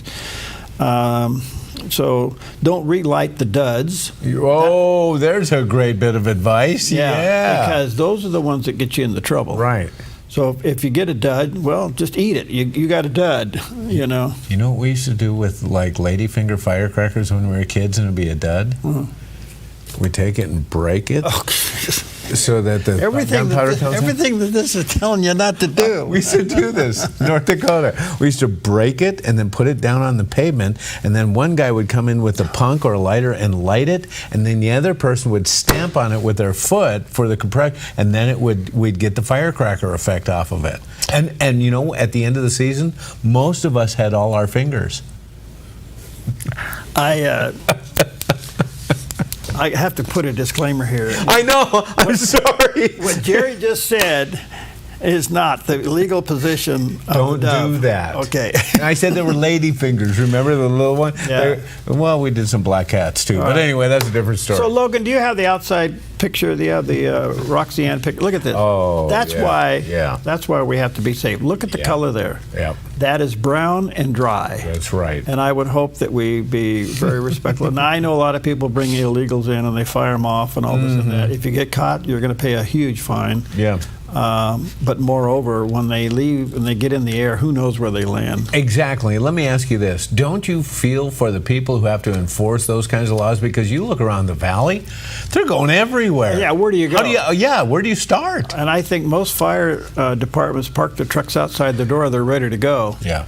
You know. Yes. So, but we are in exceptionally high fire danger areas, so be careful out there. All right. Yeah. That's my 2 cents. I said, and I don't mean to be a party pooper. I just want to be able to have a backyard, you know. So, all right, let's take a look at Wall Street for this first day of July. Thank you, Preston, with Smart Lawn, and if you're smart, you'll call them.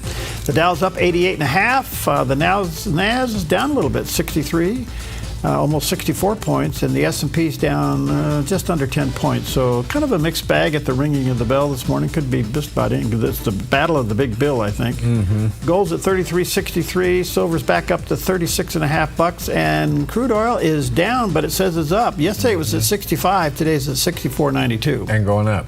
And going up. And still too high at our pumps. I don't know what it is about the West Coast, but they're seeing relief, and I keep hearing about it on other newscasts about gas price relief that's going on across the country, except on the left coast. Yeah. I don't get it. Anyway, all right. Well, we've been following, what's been going on in the Middle East between Israel and Iran. What's in their future? Well, on Newsmax, the United States Ambassador to Israel, Mike Huckabee, talked about the future between Israel and Iran. The president has certainly made it clear that Hamas has no future in Gaza, that they can't govern. And frankly, what the president has put forth is the only common sense reality. No one would have suggested that the Nazis could have stayed in power in Germany at the end of World War II, that they could have continued to help run Germany. Nobody would have thought that. So when the president says that Hamas has no future, people should take him seriously. Let's hope we're on the verge of a solution. Hostage families deserve it. You just mentioned someone that you know who has lost his life in Gaza. This is the tragedy, and it's gone on a long time, and a lot of people have been deeply hurt.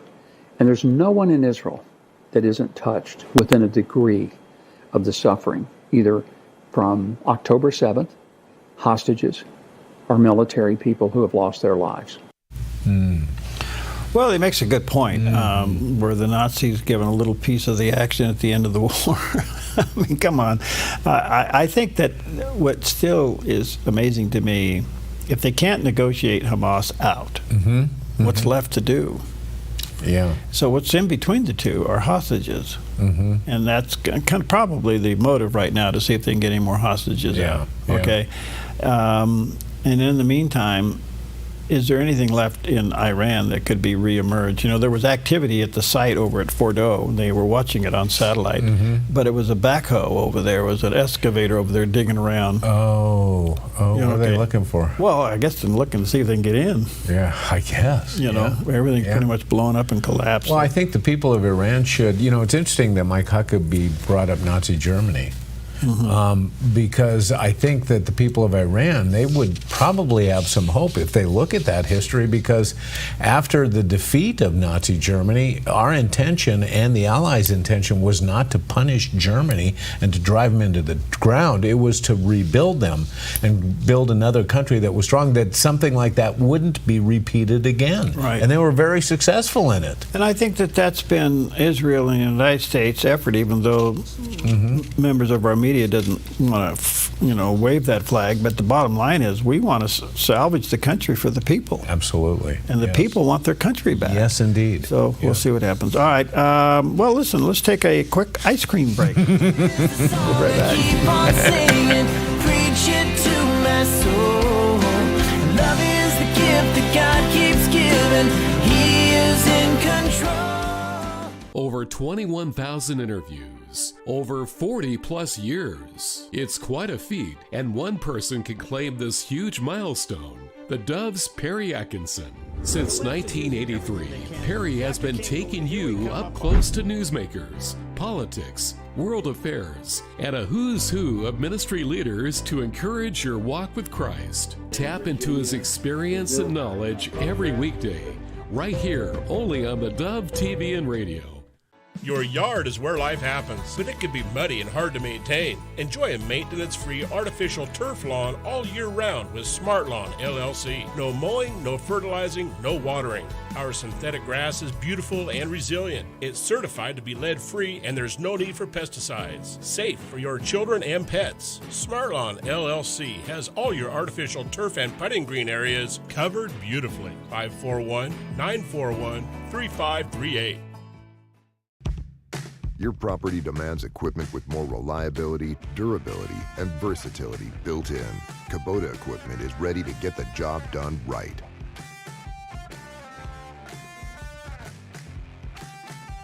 Buying or selling a home can be stressful. It's one of the biggest decisions you'll make in your lifetime. That's why it's important to work with someone you trust, someone who has the right experience and knowledge of the market. Hi, we're Patrick and Paulina Leiser with Leiser Real Estate Group. And whether you're looking to buy or sell a home, our mission is to take the stress out of the transaction and make it as seamless and rewarding as possible.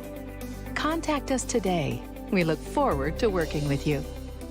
Life has many challenges. When you need answers, theDove.us is here with encouragement, videos, news, and information to restore, renew, and point you to what matters most. Turn to theDove.us, encouraging and informative.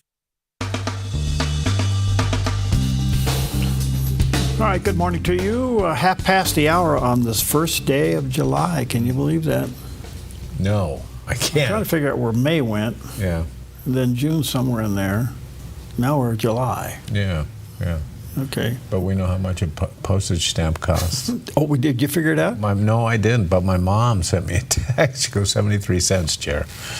Oh, she did? Yeah, she did. 73. Thanks, Mom. Good morning. 73 cents for a I knew it was around 70 cents, you know. Mm-hmm. Also, I know is when we go to Costco, we buy them by the packages. Oh, yeah, and they ask you at checkout if you need stamps. That's right. Yeah, it's actually the place to buy them. But because we're obligated by law on some of our things that we do, we have to use first-class postage, which takes your cost of operation and puts it through the roof. Remember when it was 20 cents? Yeah. I mean, you used to be able to send less than that. Yeah. 5 or 6 letters. Yes. For what it costs you to send one now. Right. So. But now, I know people send packages in the mail. Are people sending flats in the mail anymore because of email? Well, I don't know. We're slowly getting to a point where the generation that never went into computers will be gone. Yeah. And so most people today are very computer literate. Yes. And phones and everything else. Have to be. I mean, you can buy, sell, translate, do everything you want on your phone. And dummy me, because I sit there and watch these young people do everything on their phone. Right. You know? So I think in time, email will have some impact on the post office. I would think so, yeah. So, all right, so much for that nonsense. Let's check in with CBN Newswatch. This is CBN Newswatch. And thank you so much for joining us. I'm Ephraim Graham. Today is Tuesday, July 1st. We want to begin this half hour in the Middle East, where President Donald Trump is pushing for a ceasefire in Gaza. And talks between Israel and Syria are reportedly making progress toward an end to hostilities. This all comes just 1 week before Israel's Prime Minister Benjamin Netanyahu heads to Washington. CBN Middle East correspondent Julie Stahl has the story. She reports from Jerusalem. Iran and Gaza will reportedly be the main topics of discussion when Israeli Prime Minister Benjamin Netanyahu will meet with President Trump at the White House next Monday for the third time this year. Trump wants to finish the war in Gaza, preferably within days, but Netanyahu is sticking to his requirements on how the war must end: Hamas freeing all the hostages, laying down its weapons, and giving up power in Gaza. So far, Hamas seems unwilling to agree to any of that. They continue to refuse to lay down their arms or to free the remaining hostages, including the remains of 2 Americans. Even some Europeans admit Hamas has to go for there to be a real peace in Gaza. Let me be clear, Hamas must not be part of Gaza's future. Also in Gaza, the IDF is admitting it has killed civilians trying to get food at the aid sites run by the American-backed Gaza Humanitarian Foundation. But the IDF says those killings were accidents that happened while trying to control chaotic crowds, and they weren't sure who were civilians and who Hamas terrorists. The State Department points out the IDF is trying to figure out exactly why the killings took place. The IDF and Israel have announced that they are, of course, investigating certain incidents. The IDF reports it's made changes around the food distribution sites to help bring down the chaos that has led to violent confrontations. And Israel is blaming the United Nations, which wants to shut down the foundation, for fomenting some of that chaos. Many in the UN are actively spreading disinformation promoted by Hamas-controlled sources, defaming the GHF's work and providing cover for further attacks.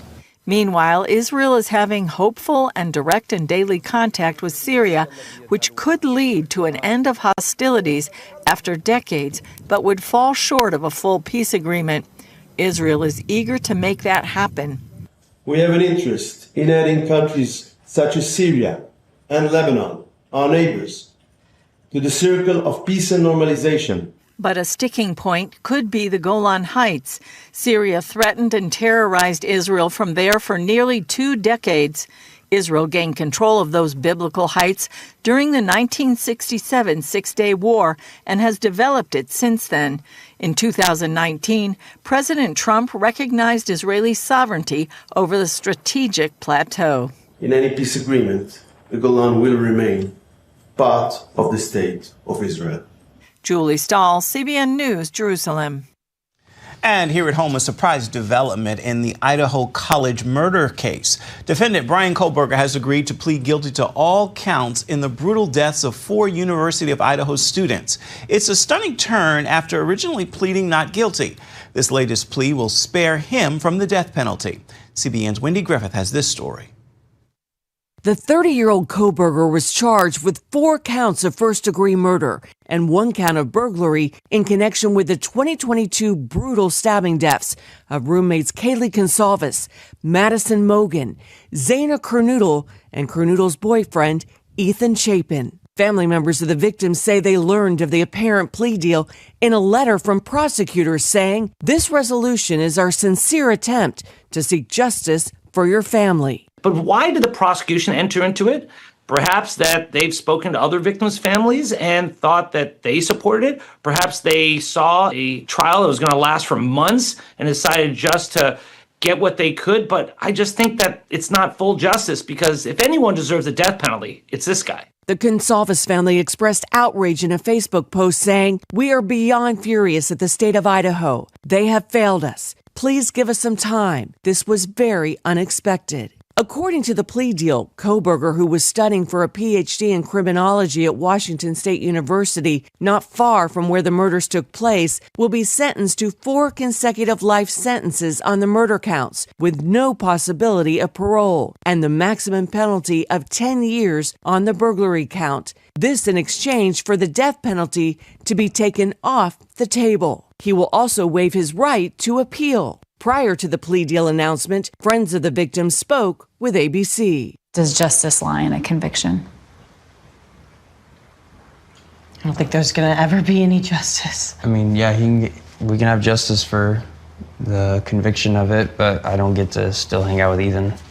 So they still don't get to. They don't have a son. They don't have a daughter anymore. So is that justice? Probably not. A motive in the murders is still not known, but some say Kohlberger should be required to tell why he took these 4 innocent lives. A change of plea hearing is scheduled on Wednesday. Prosecutors anticipate Kohlberger will be sentenced in late July. The plea comes just weeks before Kohlberger's trial was set to begin. Wendy Griffith, CBN News. Well, that continues to have those here in the West. Our brain is on tilt over this because, is justice being denied here? Mm-hmm. I guess, can a plea deal be rejected? I don't know. I'm not an attorney. I think it can, so it still has to go to the court. Yeah, I think you're right, yeah. But if it's being negotiated, we'll see what happens. Or is this final? I feel sorry for the families, because this is a real shock. Mm-hmm. But tells me that it's also an admission. On his part? Yes. Yeah. Absolutely, it's an admission on his part. But for me, it makes me question the prosecution. Why would they enter into this? Do they feel they have a shaky case? Why would they? I mean, it seems as though they have this guy. They have the facts on him. I don't know. So I wonder. Yeah, it kind of leaves your brain on tilt. What's going on here? Because it could be you get a plea deal for a life conviction that cannot be challenged or anything else like that. Right. Because the family and everybody else doesn't have the money to pursue it any further. And let me ask you this. Have you ever figured out what is the advantage of 4 life sentences rather than 1 life sentence? Well, yeah. But my goodness. It puts value on those other 4 people. Right. Yeah. Right. I say value. I don't know if that's the right word. Yeah. Horrible. Absolutely horrible. Yeah. All right. Let's take a look at the weather, because today is July 1st. Mm-hmm. And if you like ice cream, we have it. Mm-hmm. and we will negotiate. We'll plea bargain. A look at today's weather from Grange Co-op. Warm and dry weather conditions continue at the top of our region in northern Oregon and southern Washington, with mostly sunny skies and highs in the upper 80s for Vancouver and Portland, and low 90s in Wilsonville and McMinnville. Moving down the Willamette Valley, sunny with a high near 91 in Salem, mostly sunny and low 90s for Albany, Corvallis, and Eugene, with a light north wind 5 to 9 miles per hour, gusting up to 18 miles per hour this afternoon. Mostly sunny skies across central Oregon with a chance of afternoon thunderstorms and highs in the low to mid-90s for Prineville, Bend, and Sun River. Sunny and hot over in Boise, Idaho, with a daytime high near 104. Along the Oregon coast, partly sunny in upper 60s in Coos Bay, mostly sunny and breezy with highs in the mid-60s for Port Orford, Brookings, and Crescent City, California, with a northwest wind gusting up to 29 miles per hour. In southern Oregon, sunny for the Rogue Valley with daytime highs in the mid-90s for Grants Pass and Medford, and near 93 in Ashland and Klamath Falls, with a chance of afternoon thunderstorms.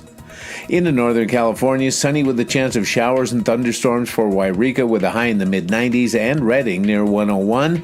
Sunny skies for Chico with a high near 100, and Sacramento in the mid-90s. In the Bay Area, patchy drizzle and fog in Santa Rosa, then sunny in upper 70s. Patchy fog, then sunny in low 80s in Napa. Becoming sunny in mid to upper 60s in San Francisco. And today in San Jose, sunny at 85. It's a look at your Tuesday weather from Grange Co-op. All right, a beautiful shot of our backyard, and of course, again, you can see how dry it is, so please be very, very, very careful as you head into this weekend. Well, sometimes a new product is released to the public that changes everything, and that happened when one of those products was released on this day in history. On July 1st, 1979, Sony released a device that would change how we experience music forever. The Sony Walkman. Before that, the only real option for portable music? The transistor radio. Cheap, reliable, but nowhere near the sound quality of your home stereo. Sony co-founder Masaru Ibuka, a music-loving frequent flyer, was tired of lugging around a bulky tape recorder. So he asked his team to build something smaller, just for listening. Using parts from Sony's existing products, an engineer created a lightweight, playback-only device, perfect for Ibuka's next flight. Even with big headphones and short-lived batteries, Ibuka was sold. Skeptics asked, "Will anyone buy a cassette player that doesn't record?" Ibuka replied, "Don't you think people would want to listen to music while walking?" He was right. After a slow start, a bold street marketing campaign got Tokyo listeners hooked, and by the end of August, Walkmans were flying off the shelves. The Walkman wasn't just a gadget, it sparked a portable music revolution. It absolutely did. It changed everything. Did you listen to music through your little transistor radio at one time? Oh, yeah. And remember the little earphone earbud that they had that you'd plug it in? I remember I got my first transistor radio, I don't know if I was in like the 5th grade or whatever, and I used to sneak it in and put it under my pillow, and I would sit and listen to music through my pillow when I went to bed. Mom's listening right now, and she goes, "That explains a lot of things about trying to get you up in the morning." Yeah, well, there you go. Yeah. I actually have in my office a crystal set that my dad and I would fiddle around with at night, and had headphones on. Yeah. And you could bring in radio stations with it. Really? Yeah. Now, some people, are familiar with what that means, a crystal set, but others are You took a crystal, and it, in fact, I have it up there, and you put it there, and then you take these little wires, and you move them around, and they had these volume things on, and you move it around, and the crystal would work through the wires where it would pick up the frequencies of a station. Yeah. Did you hear it in your fillings or anything like that? Maybe that's what. That's what it is. That's it. That's the voices that you hear. Now I know why I have 5 personalities.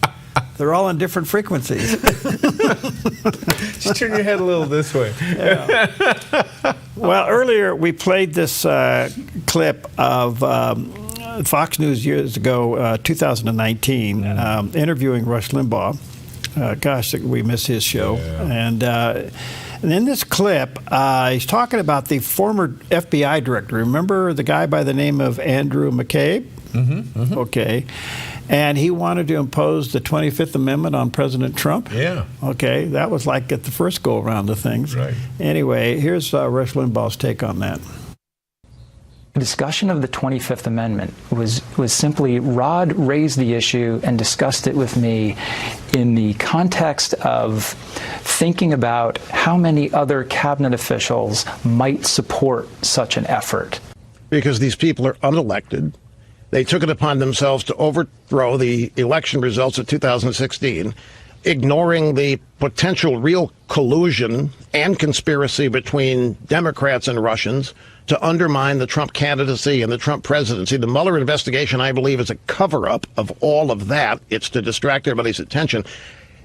You know, again, the Washington game, we're losing sight of what happened here. People unelected simply because they don't like a guy's hairstyle or like where he came from decided the American people's decision was invalid and began a systematic process to get him thrown out of office. This is a silent coup. These guys, if you ask me, ought to be the ones in jail. They ought to be the ones under investigation. What they have done working with agents from the Obama intelligence agencies is simply unprecedented. This is one of the greatest political hoaxes that has ever been perpetrated on the people of this country, certainly in a couple of generations. You know, what's interesting about those clips, you can look back now and realize they were somewhat prophetic. Absolutely. Now, that sounds very political for people when you pray Rush Limbaugh on a rant, but no, when you stop and think about what he's saying there, it's come to pass to be just that. Absolutely. And so it's kind of like the parliamentarian in the Senate editing out parts of the bill. We have unelected people doing elected officials' business. Yeah. What's going on here? Yeah. Wouldn't it be interesting to see his reaction to the second rising of Donald Trump? You know, we saw this teardown in the first in his first administration. He went out. People thought he was gone for good. Yeah, I mean, the Donald Trump story, like him or hate him. Yes. I mean, he's been impeached. He's been shot at. Right. He's been threatened the 25th Amendment, et cetera, et cetera, et cetera. He's had 43 injunctions against him since he come back in the office in January, and he's still standing. Absolutely. I mean, you got to ask yourself, okay, you may hate the guy's guts, but what's going on here? Okay, I got two questions for you. Okay, when he leaves office, are they going to make movies about him, and what kind of movies will they be? Well, that's a great question. I don't think it'll be kind. Well, it depends on who the movie maker is, but I think the people that are going to get the money are the ones that aren't going to be kind. So the question I have is, will Mar-a-Lago become his presidential library? That's a great question. Yes, I wonder. Why not? Yeah. I mean, it's a historic piece of property. We won't be able to he can go live somewhere else. He can go live at a golf course. And he's not going to leave it to his kids, obviously. If you notice the kids aren't in the news? Totally, yeah. Tucker Carlson's not in the news. What happened to Tucker? Okay, well, he showed his anti-Semitic side. That's true, yeah. Okay. But, yeah. And the list goes on and on. I mean, guess what? Hunter Biden's not in the news. Isn't that interesting? Yeah. You know, look at all the news things that have disappeared. Yes, that's The only thing left is you and me. We'll be right back. And all of creation, sing with me now. Lift up your voice and lay your burden down. And all of creation. Clean water is essential to your good health. Ultra Pure Purified Water has been delivering purified, healthy drinking water to the Rogue Valley since 1995. Locally owned and family run, Ultra Pure Purified Water uses a multi-stage process ensuring your delivery of water is 99.8% pure, so your family stays hydrated and healthy. Online at ultrapurewaterinc.com or call 541-734-0828. 541-734-0828. Come fall in love with Northridge Senior Living, where contemporary sunlit interiors meet old world elegance. Walk through our lovely hallways and enjoy the fun staff-led activities. Forge lasting friendships with other residents and our exceptional caregivers. Dine in style. Gather near the fireplace under breathtaking chandeliers. Our reasonably priced apartments are spacious with private balconies. Northridge is Christian-owned and operated, pet-friendly, and only 2 blocks from Asante Rogue Regional Medical Center. On-site 24/7 in-home care is available. We also offer senior adult daycare where your loved one can spend the day with us and the evenings with you. Northridge Senior Living, your home. I saw my mom always dieting and talking about what her body looked like and needing to change her body. Every time I looked at myself in the mirror, there was always something that needed to be better. And I didn't know why I was here, what the purpose of my life was. And I honestly wasn't sure if I wanted to live anymore. Like, that's how dark it was. And I begged God to please show me the purpose of my life. Tuesday on the 700 Club, right here on the Dove TV.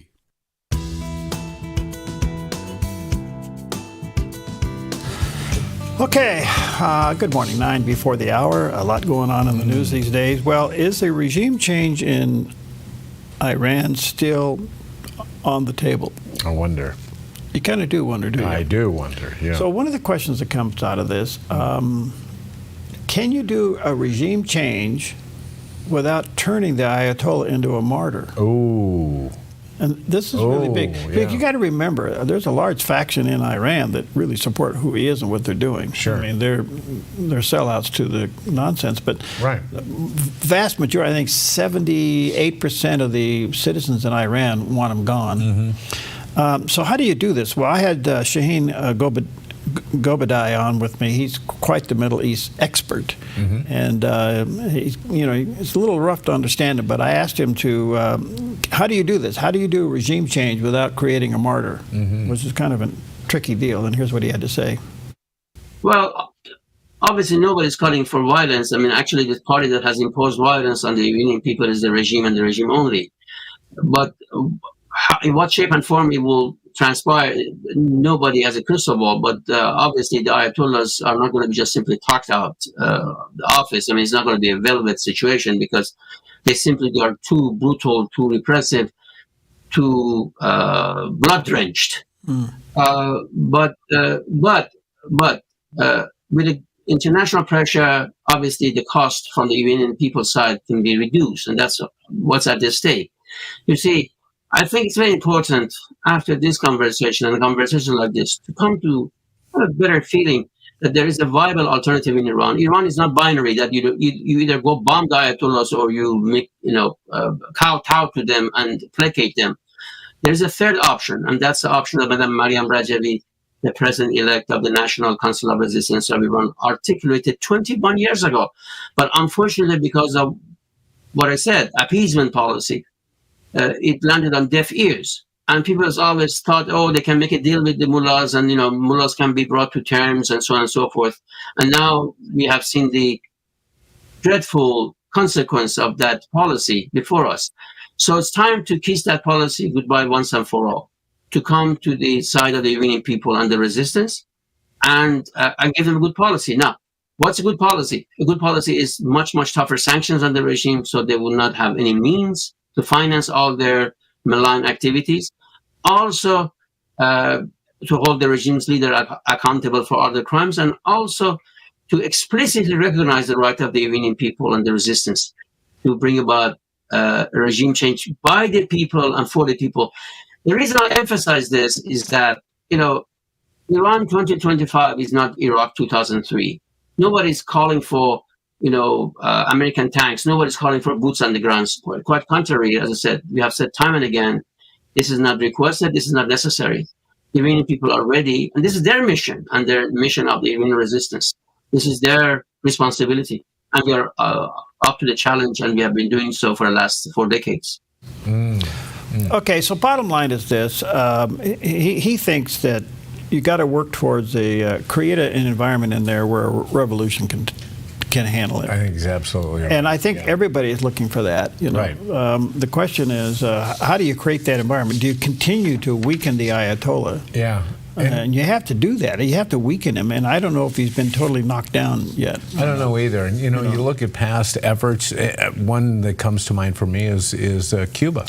Remember Cuba in the early 60s. Obviously, there was resistance. There were people against Castro, and we tried to get a groundswell of support. Obviously, we, I think, had a little too much of an active role in it militarily, too much dependent on us, and it all went to naught.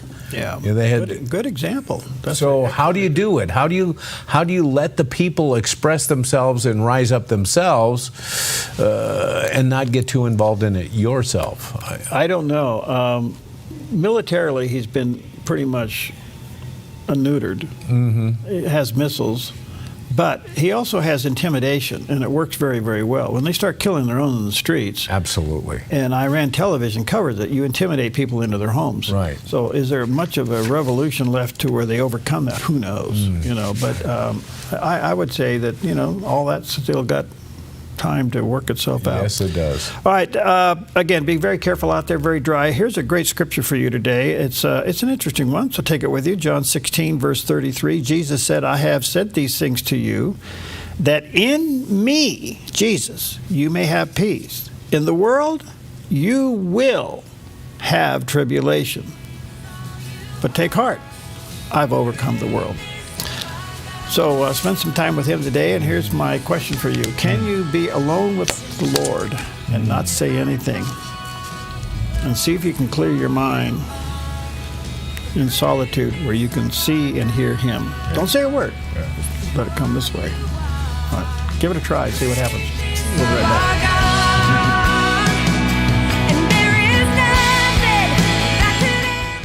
With the words, "Behold, a sower went out to sow," Jesus begins the legendary Matthew 13 parable of the sower about God's word and draws attention to the need for good soil in order to bear fruit. This question of good soil motivates and challenges every Christian parent. Can good soil be nurtured in the lives of our children?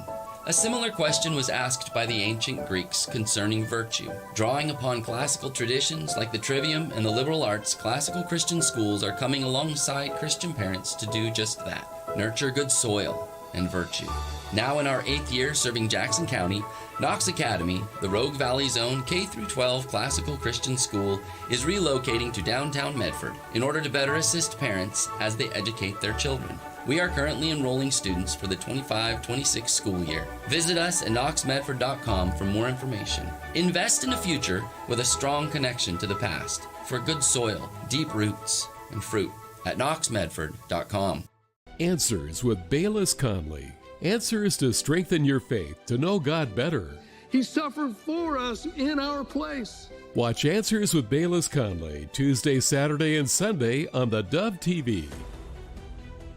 Experience evangelism like never before. It's not about finding ourselves. It's not about being true to ourselves. It's about being born again. Way of the Master's dynamic co-host team delivers captivating witnessing encounters. That makes you feel uncomfortable because you're doing things you know you shouldn't. Am I wrong?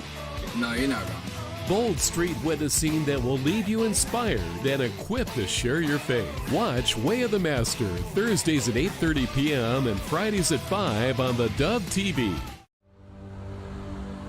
A ministry moment on the Dove. Now notice when Jesus called his disciples, he never hid from them the fact that to follow him meant suffering, persecution, and death. We have a great deal of what someone has called cheap grace. Easy to follow Christ. Easy to get in the church. In Jesus' day, he called them to suffering. He didn't call them to a playground. He called them to a battlefield. He called them to war, spiritual war. And he said, you're going to suffer, and you're going to be wounded, and you're going to die in my cause, because the world is going to reject me. This world that's dominated by evil and sin will reject me. A ministry moment on the Dove. The Dove has an unexpected expense. Our video switcher must be replaced. Will you prayerfully consider helping to replace this important equipment? Thank you for partnering with the Dove.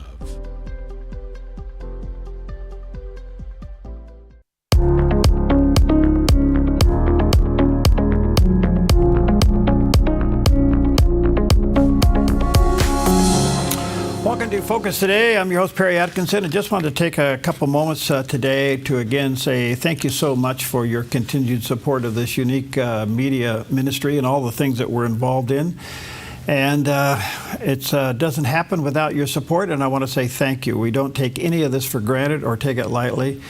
We are very, very grateful for every one of you that help us here at theDove and support this ministry. It's still a figure that kind of hangs in there. About 84% of theDove's revenue still comes from viewers and listeners and supporters just like you. And I just want to say thank you so very, very much. As you know, we are in the middle of a major project here at theDove, and this has been in the makings for quite a while. But we're in the process of flipping the operation, taking one end of the building and moving it to the other end, and vice versa. And the reason for that is that we're in an airplane hangar that has been converted, and we love our building, we love the location, but we've had a noise problem. We're trying to fix that problem, and being in a hangar, we had to insulate it. That's a big deal. And then put in proper heating and air, which all of this just takes time and money. And we're in the middle of this project. I learned the hard way never to set dates, and thank God I didn't do that, because well, here we are July 1st, and we're still in the middle of this project. We got a ways to go.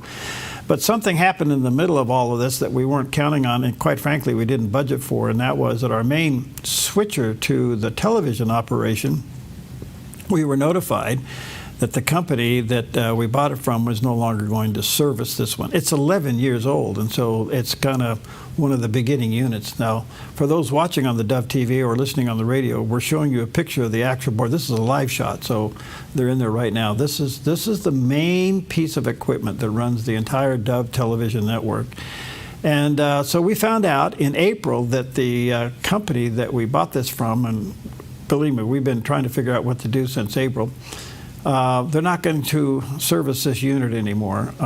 But you got to remember, as fancy as that looks, it's 11 years old, almost 12 years old. So we have to upgrade, and we looked at several other companies. We looked at all kinds of things. What do? We weren't counting on this to happen. And to cut the conversation short, we have to replace it, and the replacement unit is about $47,000, and that's a lot of pennies there, but we have to replace it. We don't want to move that piece of equipment into the new control room, knowing that if something happened to it, there's nothing we can do about it, and we'd literally be off the air. So, in fact, we actually, to avoid this problem years ago, we bought 2 hard drives to manage this thing. And then we find out both of them now are obsolete. So it's just one of the things you do. I mean, I don't know what to say. It's when your car runs out of warranty. That's what we have to do. Do you have the picture? You got the door open? Okay, there you go. He'll show you that. So if you look there, there's up there, those are the UPSs. So scan on down, go a little bit. All right, so there's TriCaster 1 and there's TriCaster 2. And so we have 2 hard drives running the switcher, and now they're both obsolete. And so we tried to avoid this through the years, but now pushing 12 years old, it's run its course, and there's not much we can do about it. They are willing to give us trade-in value for that, which is good. It brings the price down a little bit.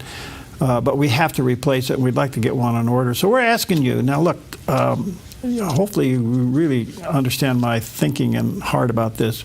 Supporting theDove has to be a God thing. I don't want you to take from your church. That's very, very clear. We're not here to replace your church. Your church should be number one.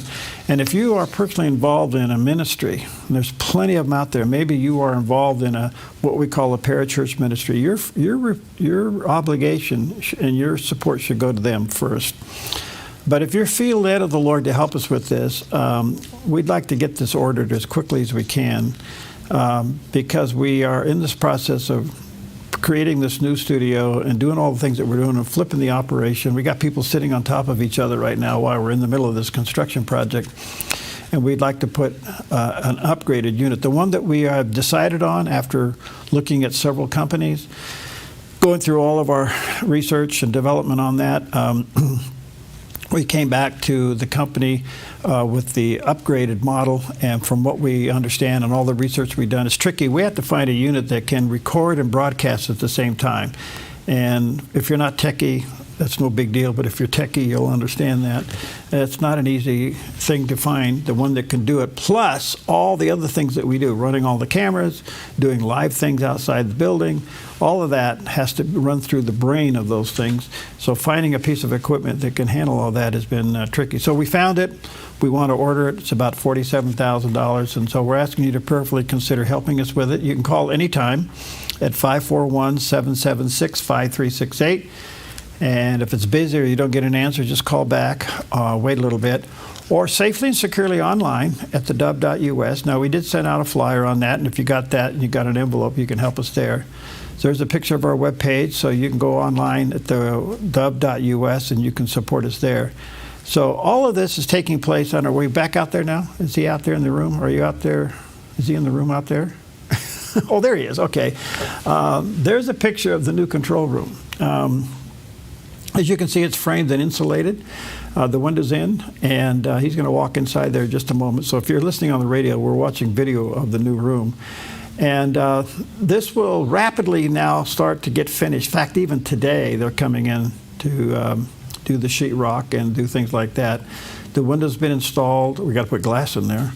And then we'll have the unbelievable task of wiring this thing and make it all work. So what we don't want to do is put a piece of obsolete equipment in there and run the risk of something happening to it, and we're toast. We just can't afford to do that. The rest of the room is coming along just fine. We've had to do some remarkable insulation. There's a new door we put in, and if you look through the door and you look way over there and you see all those lights, I'm sitting underneath those lights right now. You see the top of my head. Can you see my hand? No, can't see my hand. Anyway, that's where we are over there. And then back out here, this is going to be a common area with the new studio for the Dove TV. There's our engineering's vehicles there. So we got stuff scattered around there, but we've insulated the walls, the ceiling, the doors. We've done really a great job in getting the sound control. And if you pan up, you'll see some air conditioning. Look at that. Do you know how blessed that is? Especially on these hot days. We didn't have stuff like that before, so we got a commercial air conditioning system in the building. So we're pretty happy for the simple things of life that we're putting into place, but all of this is because of your support, and I want to say thank you. And if God leads you, you can call 541-776-5368 or online, and you'll see the website there. Some changes coming to that shortly as well. But you can click on the support button there at theDove.us, and that will take you to where you can support there. And all that is protected. We don't share that information. That's highly secured. Or if you got the letter in the mail, there's an envelope there. You can respond that way. But again, thank you. We'll keep you posted and see how the Lord handles this and helps us through that. We're not budgeting for this. It wasn't in our remodel budget. It had nothing to do with just one of these things that, bang, you get hit with it on. But we want to be prudent about this and make sure that when we actually get everything operating on the other side of the building, that it's up and running and we can just get about what God called us to do.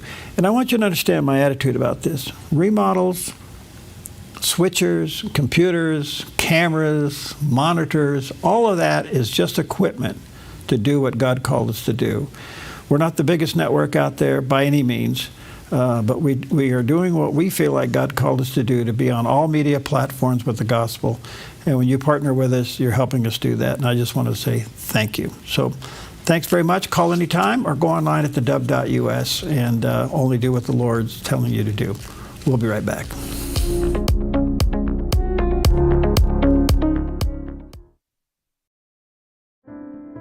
Wildfire season is coming. Are you ready? All it takes is one small ember to level a home. Reduce any fire hazards around your home and property to prevent an escaped fire from spreading out of control and to protect your home from an oncoming wildfire. It's called Defensible Space, and it works. Go to keeporegongreen.org to learn more. Chris Silva understands your home and your commercial buildings are two of the largest investments most people make in a lifetime. One is for your family, the other is to support your family financially. That is why Chris Silva Painting goes the extra mile to protect both homes and commercial buildings with proper painting preparation and high-quality primers and paints. Serving Southern Oregon since 2006, this family-owned and operated business has painted over 1,000 homes. Chris Silva Painting offers an industry-leading 5-year warranty that covers materials and labor on all painting projects work for both residential and commercial buildings, both interior and exterior painting. Chris and his crew are courteous, they are efficient, organized, timely, and clean. Chris Silva Painting also offers military discounts. At Chris Silva Painting, our mission statement is to bring Christ's heart and principles to our customers and our job sites. We do that with honesty, integrity, and hard work. We don't cut corners, we paint them. CCB number 176097. Chris Silva Painting, 541-890-3960. Have you seen Mornings on the Dove? Iran did attack Israel yesterday, and that has escalated. This is the cost of freedom and liberation. It doesn't minimize the pain and the suffering here and the death. G7 is interested in monitoring their program. Trump says, we're way past that. Yeah. We're eliminating it. Dads have power in their words. Wake up to information. Mornings on the Dove, weekdays.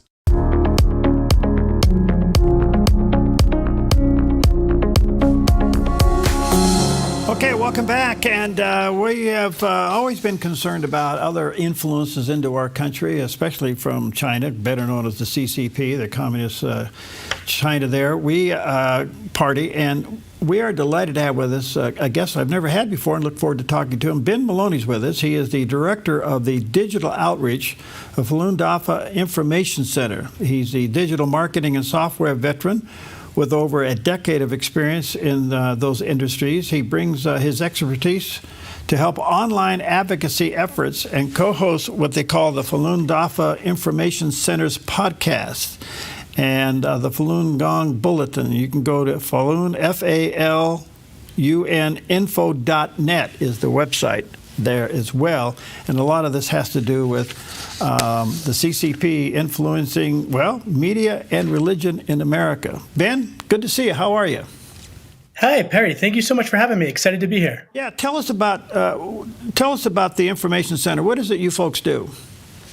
Yeah, for the past 26 years, so maybe a little context on Falun Gong and Falun Dafa in general. So Falun Gong is a spiritual practice that was introduced to China in 1992, and it's the fastest growing spiritual practice in Chinese history, growing from 0 to 100 million people practicing by 1999. And so 100 million people, 1 out of every 13 people in China were practicing. It's a Buddhist traditional spiritual practice, meditation, and based on the principles of truth, compassion, and tolerance. And during that time in 1999, the Chinese Communist Party originally supported it, but then because there were more people than were in the Chinese Communist Party, they started a brutal crackdown of the religion. It's also antithetical to their atheism and class struggle beliefs of communism. So they've been persecuting Falun Gong since 1999, mass jailings, arrests, torture, killings that have been well documented. And so the center helps to expose that persecution and ultimately end that persecution in China. How do they do it? I mean, did they have control of it? So what was interesting is that it was totally outside of the Communist Party control, Falun Gong. When Falun Gong was introduced, it was started by Mr. Li Hongzhi, who introduced the practice in a series of lectures from 92 to 94. And then it was just people practicing in the park. So you would ride your bike around Beijing during that time, and you would see thousands of people in 10 different parks in Beijing in the morning doing meditation and Qigong, and it just spread. And it spread because that's real, actually ancient Chinese culture. For 5,000 years, Chinese culture thrived on Buddhism and Taoism and these kind of religious beliefs, belief in the divine. And it was really the Communist Party that destroyed all of that tradition to institute kind of the ideology of communism. Okay, I get that. We've also saw what the Chinese Communist Party had done to Hong Kong. With the Christian movement there. So anything of faith is pretty much not allowed. Correct. Yeah. And it's interesting because a lot of the tactics they perfected on Falun Gong, they've gone on to use against Christians or Uyghurs or other groups. And so, yeah, for your example of Christians, completely correct. Basically, nothing can be above the party. especially not some religion, which people believe in something much higher than the party, of course. Sure, I understand that. So, how is this morphed over the over the Pacific Ocean to the west? What's going on here? Yeah, I think what's important for your viewers who seem very informed to understand is that Chinese Communist Party's goal is to export their totalitarian regime everywhere and their communist ideology everywhere. It doesn't stop at their borders. And a lot of the ways that they do that is to control the narrative or control their talking points or get their propaganda into American culture to directly undermine our freedoms. And Falun Gong plays an important role in understanding this.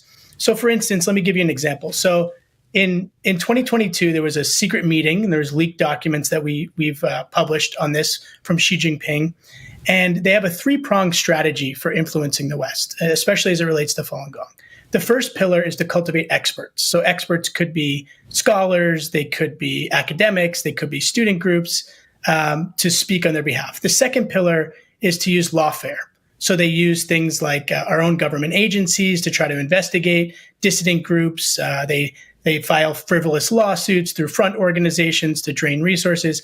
And then the third pillar is media. So either directly or indirectly co-opting our media and our major institutions to kind of speak on their behalf. And they have a lot of ways they do that. They might pay an influencer. There's many ways, but that is their strategy they've unleashed in the U.S. to try to control speech here. Okay.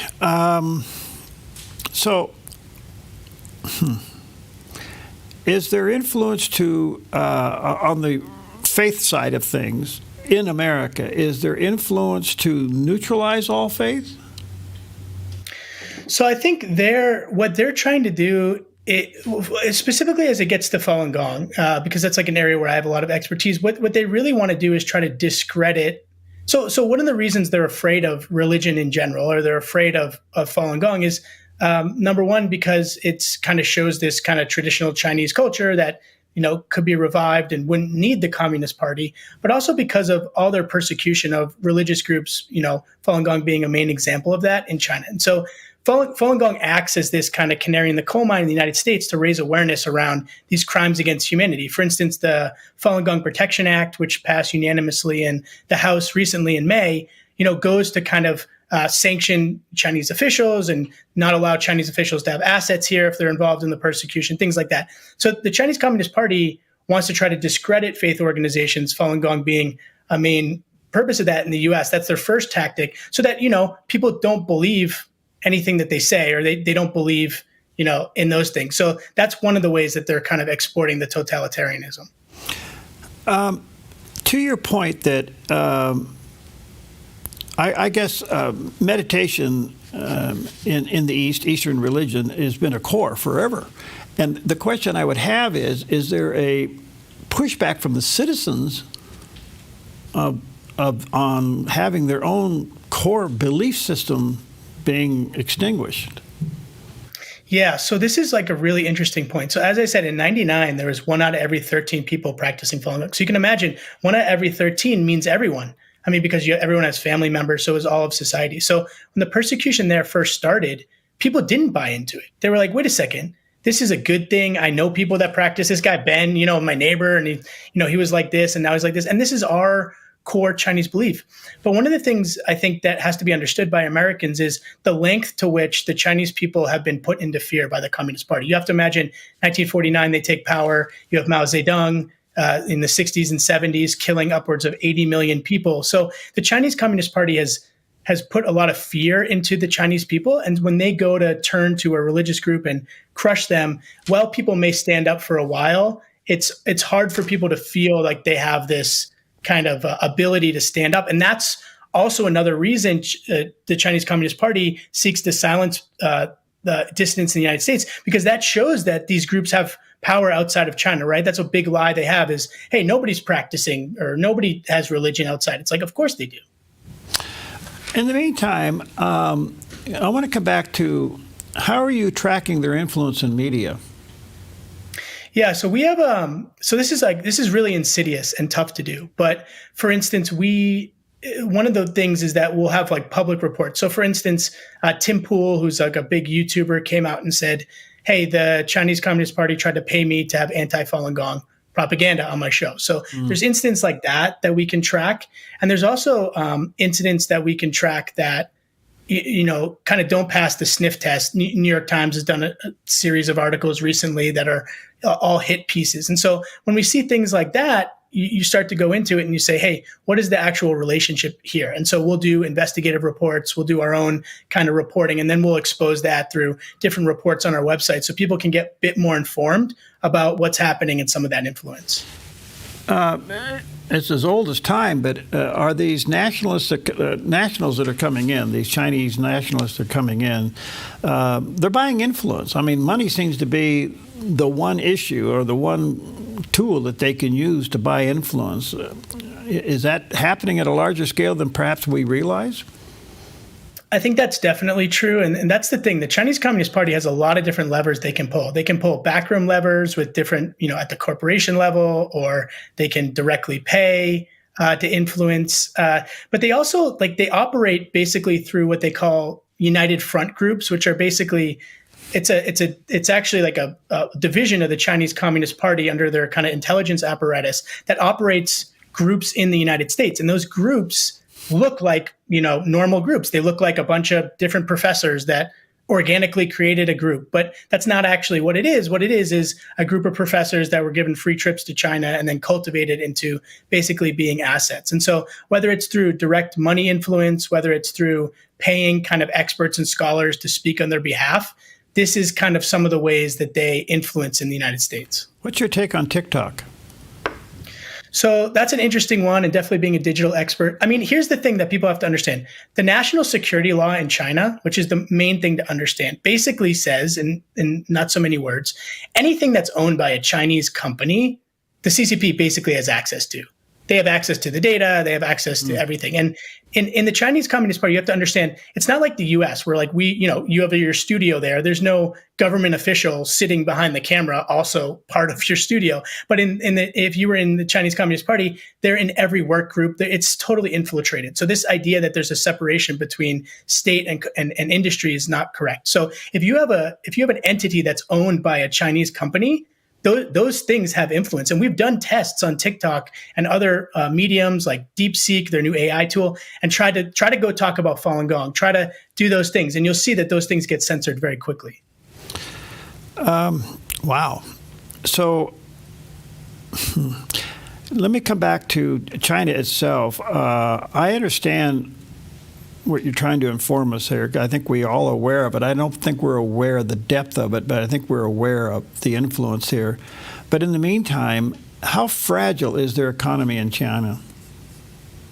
Well, I'm not a total expert on any of that, but I will say that from what I've learned about the economy is you can't believe anything the Chinese Communist Party says. That's something that I've learned over the past 15 years of doing this work. So if they're reporting certain things, typically that's not to be trusted. So I can't speak specifically about the economic aspect, but I would say I've heard experts say a lot of those are black boxes. So if they say one thing, it might mean another thing. And so I would just say you should be pretty distrustful of any numbers they put out. Do they have access to any other of our digital platforms for influence? That's really hard to say. And that's hard to say because basically, the way that they've cultivated influence is we've talked a little bit about academia and other things, but they also have influence over workers at tech companies, Chinese nationals at certain tech companies. And so there's been, basically evidence showing that as well. And so, are those directly influencing American companies? Hard to say. But certainly in the tech that we use, whether it's them trying to export Huawei, or if it's TikTok, or if it's DeepSeek, their new AI model that they want to unleash open source for everyone to use as like an operating system for the world, they are trying to infiltrate the United States with technology. And some of that looks innocuous. People say, oh, that new AI model looks pretty cool. Maybe we should try it. But really, when you go to test it against sensitive topics, it's censored. And so it's just a different way for them to export totalitarian control. Why should Christians in America be concerned about Falun Gong's suppression? That's a really important topic, and I'm glad that you asked that. In general, what does this have to do with me? I'm sure people, you get that you have very great viewers of the show. They're informed. They're saying that sounds awful, but what does that have to do with me? I think what it has to do with us and our American values and our freedom of religion and speech in the United States is that, number one, the Chinese Communist Party seeks to export their totalitarian control here to stop those things. Falun Gong is a main test subject of this. And the blueprint that's being used against Falun Gong, specifically in terms of how they're trying to influence the media and other things, is the blueprint they will use against any dissident group or any group that goes against, the communist ideology. And I would say probably Christians fall under that, right? You're not adhering to communist ideology. And so there's definitely an influence there that people want to be aware of that does affect our freedoms. Because we have learned through history that when certain groups are censored or pressured, attacked, they have a tendency to grow. We saw that in China when it opened up, that there was actually a kind of like a Christian revival going on. And then here comes Hong Kong and they shut it down and everybody goes underground again. Now we're seeing the same thing happen in Iran. You think that's still the case in China? That's interesting. I haven't studied as much about the kind of the Christian numbers or that there. I do think that typically speaking, for any kind of freedom of religion, you're not going to have real freedom of religion under the Communist Party. And the reason probably it existed in Hong Kong is because Hong Kong was separate. It was like that two systems, right? Mm-hmm. So before the CCP basically rolled tanks into there recently, it kind of did operate like that. Even Falun Gong, we had groups there that were kind of freely practicing, and you're kind of in the jaws of the tiger there, but not quite the tiger. But now with them taking full control of Hong Kong, I think what you're seeing is probably what you're seeing the same in mainland China, which is if you want to practice your religion, if they quote unquote allow it, it's really they're looking at your sermons and they're looking at kind of what's happening there. Yeah, we know that firsthand. I want to come back to TikTok just briefly. The president has indicated that he has a group of investors to buy it. Let's just hypothetically assume for a moment that they do that. Aren't they buying a vehicle that's full of ears? Going right back to the CCP? So I think they'd have a lot of tech things to figure out there. You'd have to figure out how to move the data centers so that you're storing stuff in the United States. Of course, that would be the first thing. You have to make sure there's no back doors to anything. And I think they'd have a lot of problems with that algorithm too, because, you'd have to look at that algorithm and understand what it means. And assuming the Chinese Communist Party had influence over it, I don't have direct evidence of that. I do have evidence of some tests we've run that seem pretty odd with some of the censorship stuff. But if you looked at their algorithm and it did have any censorship stuff built in, you'd maybe have to rebuild that. So then you ask, what's the value of it? Is the value the users? Is the value the algorithm? So I think they'd have a couple things to figure out there. But it seems like a lot of people love it. I don't personally use it, but it seems like the young kids love it. So since it is CCP owned and operated, which is obviously an infiltration into our culture, why don't we just shut it down? That's a good question. I think there's been plans to do that. And I would encourage administrations to look more at these kind of soft influences, because this really is the way that the Chinese Communist Party unleashes unrestricted warfare. In the West, I feel we're actually a bit behind in some of our thinking and our military strategy. Chinese Communist Party has 5,000 years to pull from. They have communist tactics. They have art of war. So they're really at a point of infiltrating culture in a way. And that's kind of the dichotomy of the CCP versus the US. Like, we have freedom of religion and freedom of speech here, and it gets used both ways. But I think we have to be careful when there's foreign influence behind technology or business or any entity whatsoever. Okay. This is fascinating. Thank you, Ben, for your time. Let me say to our viewers and listeners, you can go to faluninfo.net, FALUN-info.net. There's a picture of the website. Let me say to all faith, you need to pay attention to this. It's part of the motive. It's part of the big plan. I don't want to sound conspiratorial, but we have seen it, and we've seen it firsthand, where they just squelch all things religion. They want the CCP to be the religion, and I don't think we really digest that here in the West sometimes. Thank you so much, Perry. Thank you, Ben.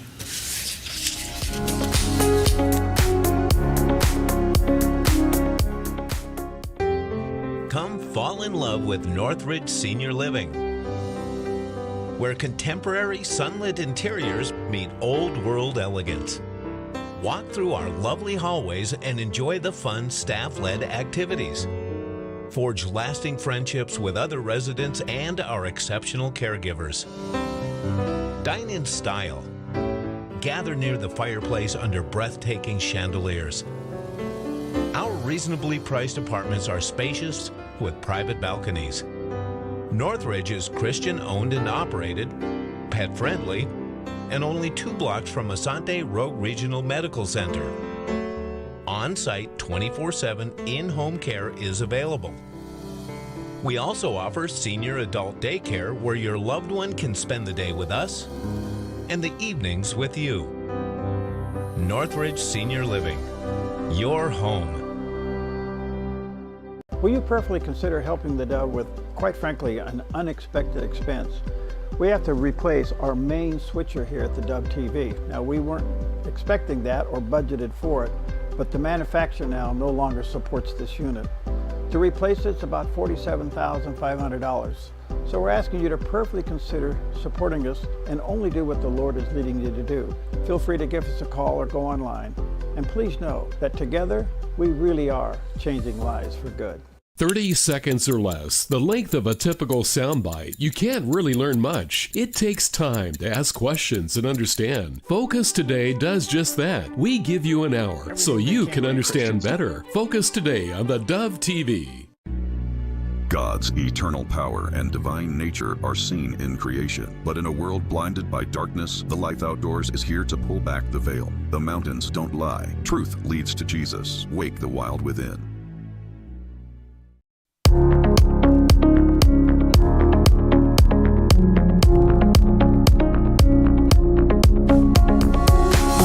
Okay, welcome back. And of course, this past Friday was the final day of the current session of the Supreme Court. A lot of decisions came out, so very timely for us to have back somebody that I have high regard for. Jim Burling, he's the Pacific Legal Foundation Vice President of Legal Affairs, and he's authored an interesting book, The Hidden Story of America Housing Crises, and there's a picture of the book. One of his personal passions and concerns. You can check that out.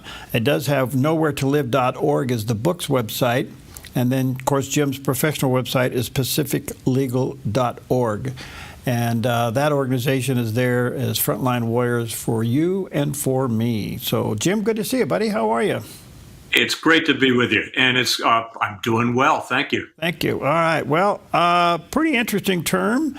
Some big ones came out. I guess the one that I want to start with was the slapping down of the lower courts. What do you think? I think it's inevitable that this is going to happen, starting with the Obama administration, moving up to Trump and Biden and Trump too.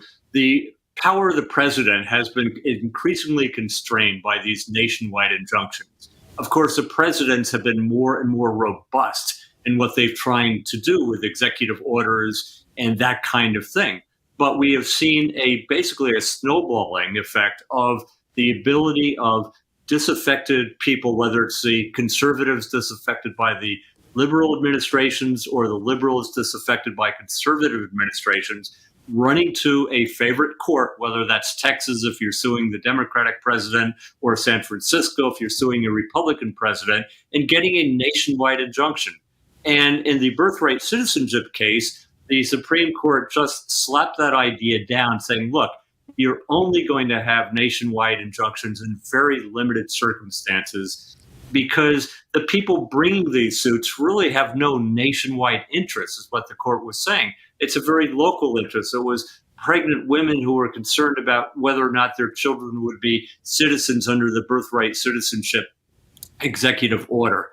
And an injunction could affect them, but not the entire nation. And so the Supreme Court really put a check on the ability of the local district courts to do things, to basically legislate from the bench nationwide. This is pretty consequential, isn't it?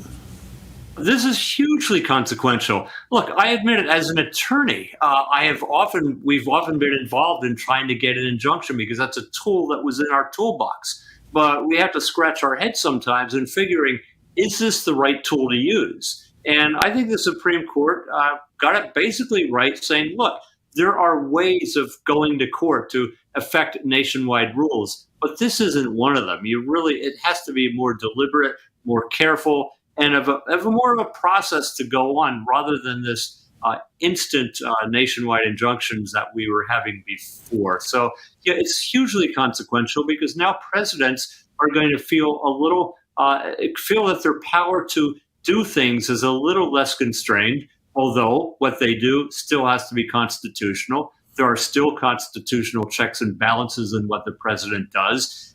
That's unchanged. It's just a mechanism to do it is basically a little more deliberative than it was before. I guess what surprises me about this decision, Jim, is that this court has been known to run and hide from very controversial things. Pretty much kick the can down the road, send it back down to a lower court, do something to get out from underneath it. And the only other alternative here would have been for Congress to jump in and redefine the jurisdictions of these district courts. But the Supreme Court stepped in. This is huge.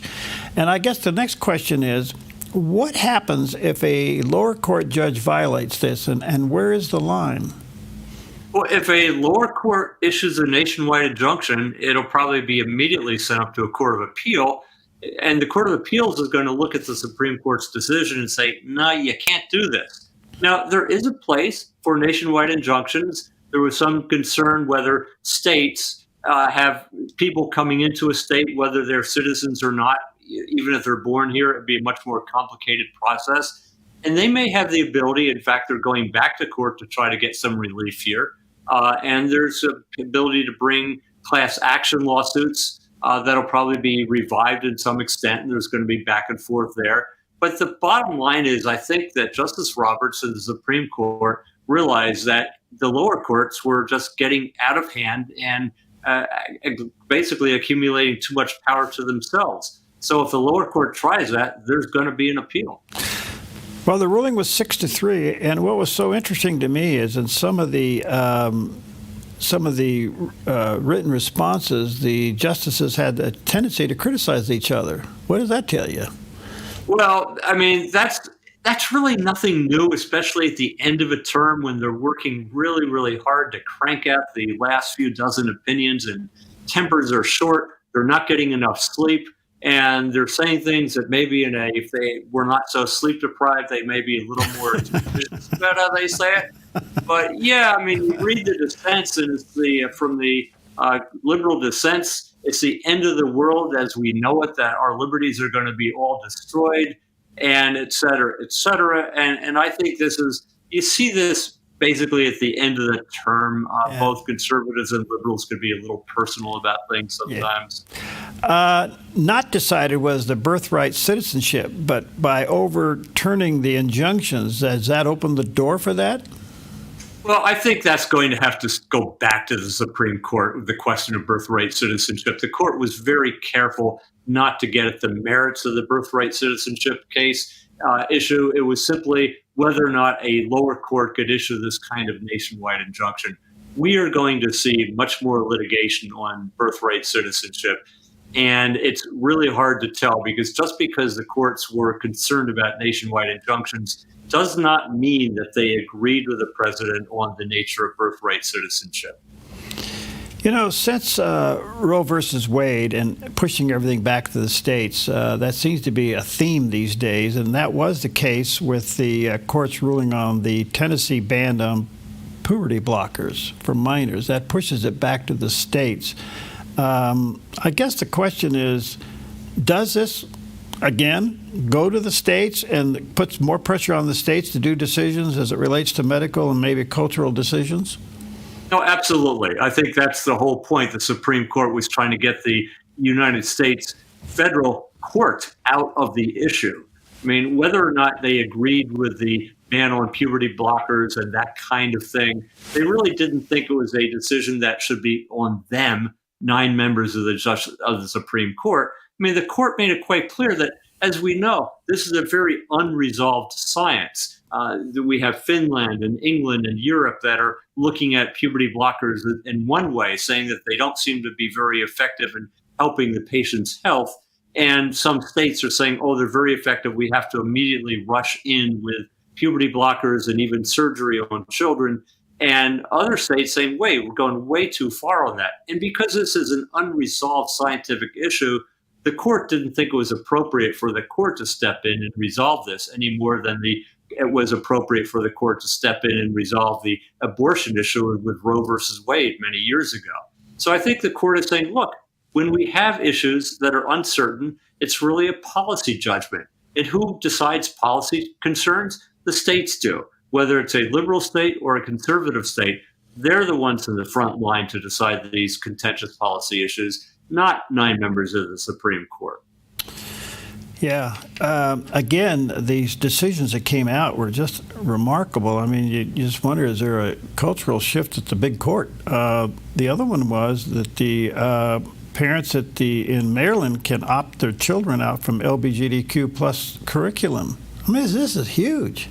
Yeah, this is huge. And you can see, if you read the opinion, they actually had excerpts from the teaching materials that were given to the children that they weren't able to opt out on, basically normalizing LGBTQ behavior and gender affirmations and that kind of thing, which, of course, is a very controversial issue, which struck deep in the court of people who have all kinds of religious beliefs. You realize that this case brought against Montgomery County, Alabama, was Mahmoud versus Taylor. And a lot of Muslim and Christian parents got together and decided that this was too far, that they wanted to have their children have an education that wasn't indoctrination into certain cultural and religious values that they felt strongly disagreed about. And so I think it's a shift for the Supreme Court, a very significant shift that's saying, look, this is not a matter for government to decide what religion children are going to be taught or what cultural values, when they're so controversial, are going to be taught. If parents want to opt out, parents should have the right to opt out and control their own education. Because as we know, the alternative that Montgomery County said was, well, the parents can take their kids out of school altogether and put them into private schools. Well, that's a nice option, but not everybody can afford it. And public schools should be for the public, not just a segment of the public that follows a particular sort of political indoctrination. And so I think it's a very significant case that the Supreme Court is finding importance in the parental rights here and importance in parents being able to guide the moral upbringings of their own children. This is absolutely unbelievable, because not only does it impact LGBTQ's curriculum within public education, but it opens the door for all curriculum to go under the microscope and parents' rights as what their children are being taught. I mean, this thing really has legs to it. Oh, it absolutely does. I mean, I can tell you from experience, I have a grandchild who is now in private school because of his parents and her concerns about what is being taught in our public schools. And I think it would be great if it was easier to opt out of teachings that are simply antithetical to people's religious and moral beliefs. And so, yes, I would hope that parents are going to look at this case and say, hey, we should examine more carefully what goes on in our schools. Because I think most people aren't aware of what's going on in the schools today. You have in California schools, at least one school that I know of, second graders are taught that there are 13 genders. Now, I don't know how you come up with 13, but that's the number that kids are taught. And that is rather opposite what a lot of parents believe. And certainly parents really don't know what's going on in their schools. Well, again, this is a major ruling for parents' rights, which I think is just amazing. Quite frankly, thankful to God for this. But moreover, it's got to be a real threat to, I guess, indoctrinating school boards and teachers unions that want to do this other stuff. Now they got a big challenge in front of them. It's called parents' rights. Yeah, we have a marketplace of ideas in this country, and it's not a question of children being exposed to various ideas, but it's a question of the sort of level of exposure. When exposure becomes indoctrination, it becomes a problem. Yeah. And I think that the court recognizes that. And one other thing, kind of on this line before I take a break, they also upheld the Texas age verification law for porn sites. I don't know how that's policed, but just the case itself is pretty significant. Oh, Absolutely, and this was a law in Texas that was passed by an overwhelming majority of people of the legislatures in Texas. I think there's only one dissenting vote, and the idea is that before you can access a porn site or a site that is primarily pornography, you have to have some kind of age verification, and naturally, that's going to have an impact on the pornography sites. Because a lot of adults don't want to give any personal information, of course, when they go onto such a site. I don't blame them. I wouldn't either if I were involved in that kind of thing. And so they objected on First Amendment grounds. And the court said, no, it's a requirement to get age verification. Now, whether or not this ultimately the kids are going to find a way around this, as kids are a lot smarter than we are when it comes to the internet. But it was an attempt by Texas to kind of rein in the exposure of children to pornography. Whether it works is anybody's guess. But the Supreme Court said, look, the state has the ability to do that. It's really not a violation of the First Amendment rights. And it said it's because it's neutral. It's not really restricting a particular political viewpoint. It's not going to get the highest level of scrutiny that you normally would see in a First Amendment challenge. But whether or not really the government can show that it has a good reason for doing what it's doing, and the Texas said, yeah, we have a good reason. We're trying to protect our children. And that was adequate for the Supreme Court. That's amazing. All right, let me take a quick break. A couple of things here. Check out Jim's professional website, pacificlegal.org. This organization is there for you. Check it out. Support them, pacificlegal.org. And check out Jim's website for his book, Nowhere to Live, The Hidden Story of the American Housing Crisis. This is really timely. And if you're in the middle of this, get this book. It's a real resource. And the website for that is nowheretolive.org. We'll be right back. Black Flag Armory offers top brand affordable rifles, shotguns, handguns, and gear. We also offer an array of classes emphasizing safety, self-defense, and accuracy. We strive to provide the absolute best possible experience when buying a firearm. Family friendly for every skill level, Black Flag Armory in Midford and Grants Pass. Online at blackflagarms.com or 541-499-0779. 541-499-0779. Hey, this is Ed, co-owner of Visiting Angels. To continue to serve our seniors, we need more caregivers with a heart to serve. Our mission statement is honoring the art of giving, which means we honor you, the caregiver. We know it's our people that make Visiting Angels the best in-home care provider and a great place to work. Come be our next amazing caregiver. Give us a call or apply online. At Visiting Angels, we're committed to you because we honor the art of giving. A ministry moment on the Dove. Jesus says this in John 15, verses 8 and 16. You bring glory to my Father. You want to bring glory to Father? Here's how you do it. You bring glory to my Father, and you show you're my disciples. You want to prove you're really a follower of Christ? You show you're my disciples by bearing much fruit. Notice that word, much fruit. God wants a big family. He says, I chose you and I've called you to bear fruit that will last. Now, I want you to notice from that verse, Jesus says, God expects me and he expects you and he expects this church to bear much fruit. So that's what we're going to believe God for. Now, even more important is that God promises and God guarantees your fruitfulness in life if you follow certain instructions. A ministry moment on the Dove.